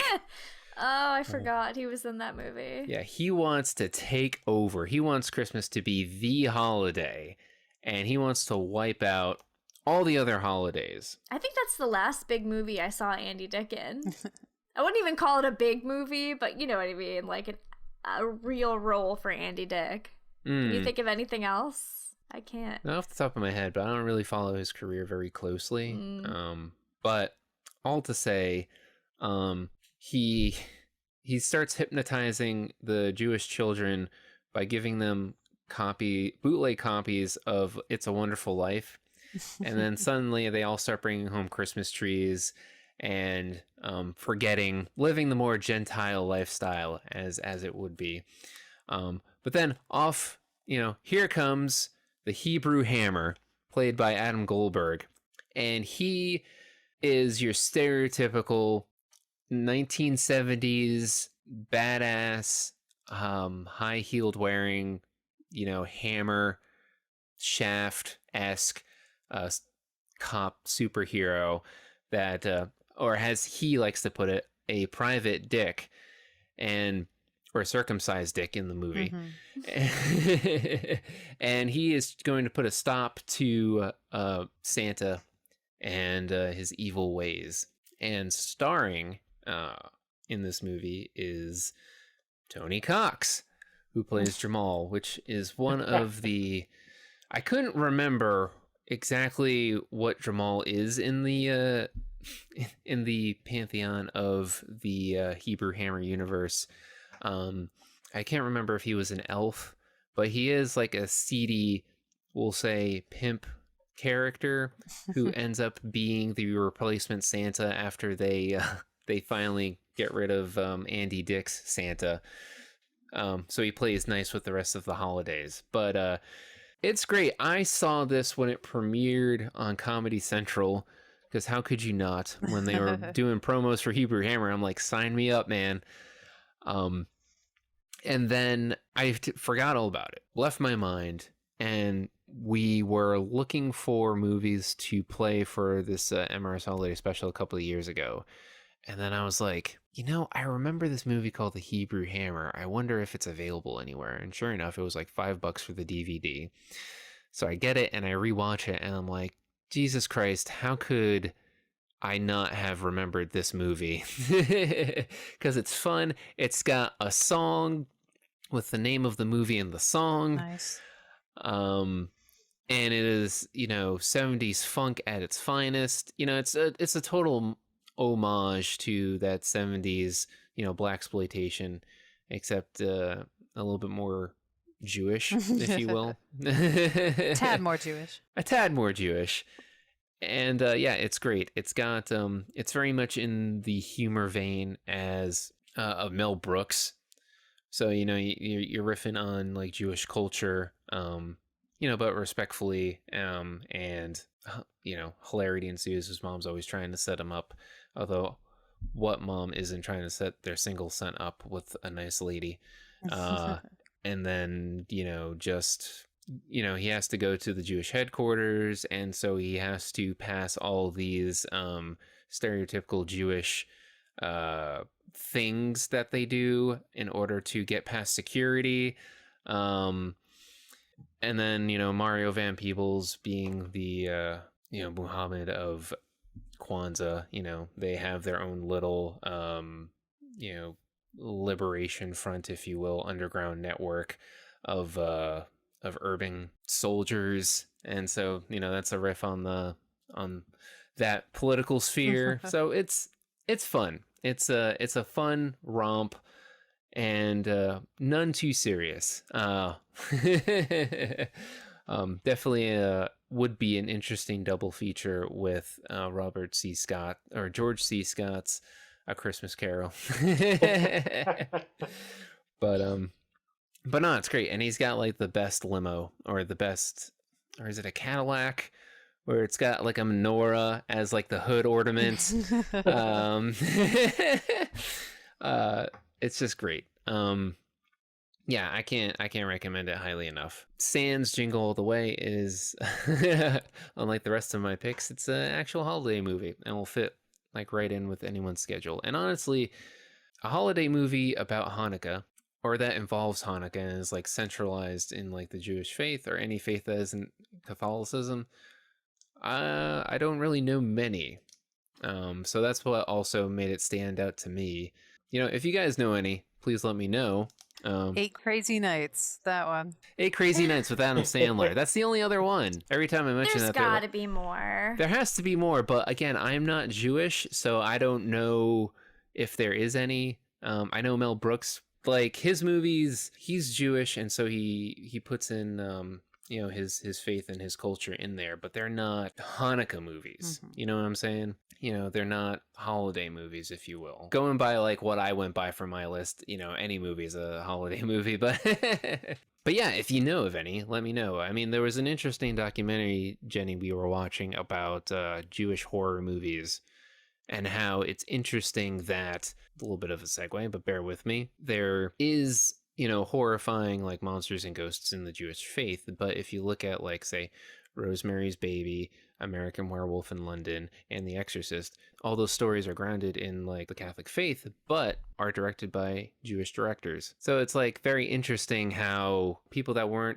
didn't grow up with the faith that comes with Christmas, usually end up making Christmas movies. It's just kind of the default, which I always find to be interesting because there's a whole bunch of other stuff out there. December's chock full, and I'm sure I'm missing. Personally, I like Krampus movies. Krampus movies, always great. I know that they're Christmas related, but they have their own flavor. Does he predate Santa Claus, or did they come around the same time? I don't remember. No, he was in tandem with Santa, because the whole Germanic... He's the antithesis of Santa, right? Yeah, because it's like, how's the story goes in like the ancient German lore was that if you're good, you get a visit from Santa, but if you're bad, you don't get Krampus. coal. You get a visit from Krampus, and then Yeah. carries you away in a cauldron and boils you alive. That is how you keep your children in line, apparently. Mhm. Um, And But then yeah. it becomes sort of like I don't know, if you talk shit about Christmas, Krampus comes after you. I don't know. No, he has some very high standards. He does have high standards. I think it's if you're just a bad kid. If you're a bad kid, yeah. But what if you're a bad Santa? I'm pretty sure that Willie's character would be just doing coke with Krampus. I do remember watching Hebrew Hammer with you, all of you, and it was very funny. I liked the personification of all of the holidays. That's just a fun twist because it's usually something like kind of in a kids movie, but it is this like blaxploitation Jewish Santa's son killing like badass film that probably shouldn't be as good as it was. Didn't have to be, but is much better than you would imagine. Apparently the tagline to this is part man, part street, 100% kosher. Yes. Good stuff. What is this catchphrase? It's like Shabbat Shalom, motherfucker. Yep, that's the one. I think I just read that so good. when Adam Goldberg saw that in the script, he was like, I'm in! Because who wouldn't want to shout that? Yeah, seriously. Yeah, just a great pickup. It's streaming on Tubi, which is free. Again, I feel like I talk about Tubi every episode, but free streaming service, can't go wrong. And a lot of great gems such as Hebrew Hammer on there. Check it out. And yeah, that's it for me, my picks, and that's it for everyone's. Yeah. I think we've run the gamut of the holiday films. That's We it. have. There's no more. Nope. Just There's no kidding. more There's after a this. million bazillion more. No other Christmas film exists. No other holiday feature. Nothing with snow. Except for Bernard and the genie. Yeah. Soon. Excuse me, Bernard. Bernard. I can't even say it. Well, hey, I mean, hello listener. What are your favorite holiday movies? Let us know. I don't know, wherever this is posted. Reach out to us on Instagram, Twitter, Facebook. Email us, midnightromerosociety@gmail.com. I got a public email I forgot to mention, guys. So Maybe you can get mentioned in our next episode. We'll do a little Q&A at the end. oh yeah, that's right, because we have a Patreon now, so we can probably do like Q&As and answer fan letters and stuff like that as a bonus episode, or even as like a regular episode. Whatever, let us know what you want. Yeah, so also right after this we'll be recording Midnight Bites episode 1, where we'll talk about our favorite TV holiday specials. And I can't wait to hear what everyone has to say about that. But until then, we have been the Midnight Cast. I am Midnight Dave, and I was joined as ever by K-Tron. Jenny from the Great. Jet Mike. Thanks for listening. And as George Romero would say, stay scared, stay jolly. He wouldn't say that part, but I'm saying that. He might. He might. He was a jolly fellow. Yeah. Take it easy, everybody. See ya. Thank you. Happy holidays. Ho, ho, ho. Shabbat shalom, motherfucker. Happy Life Day.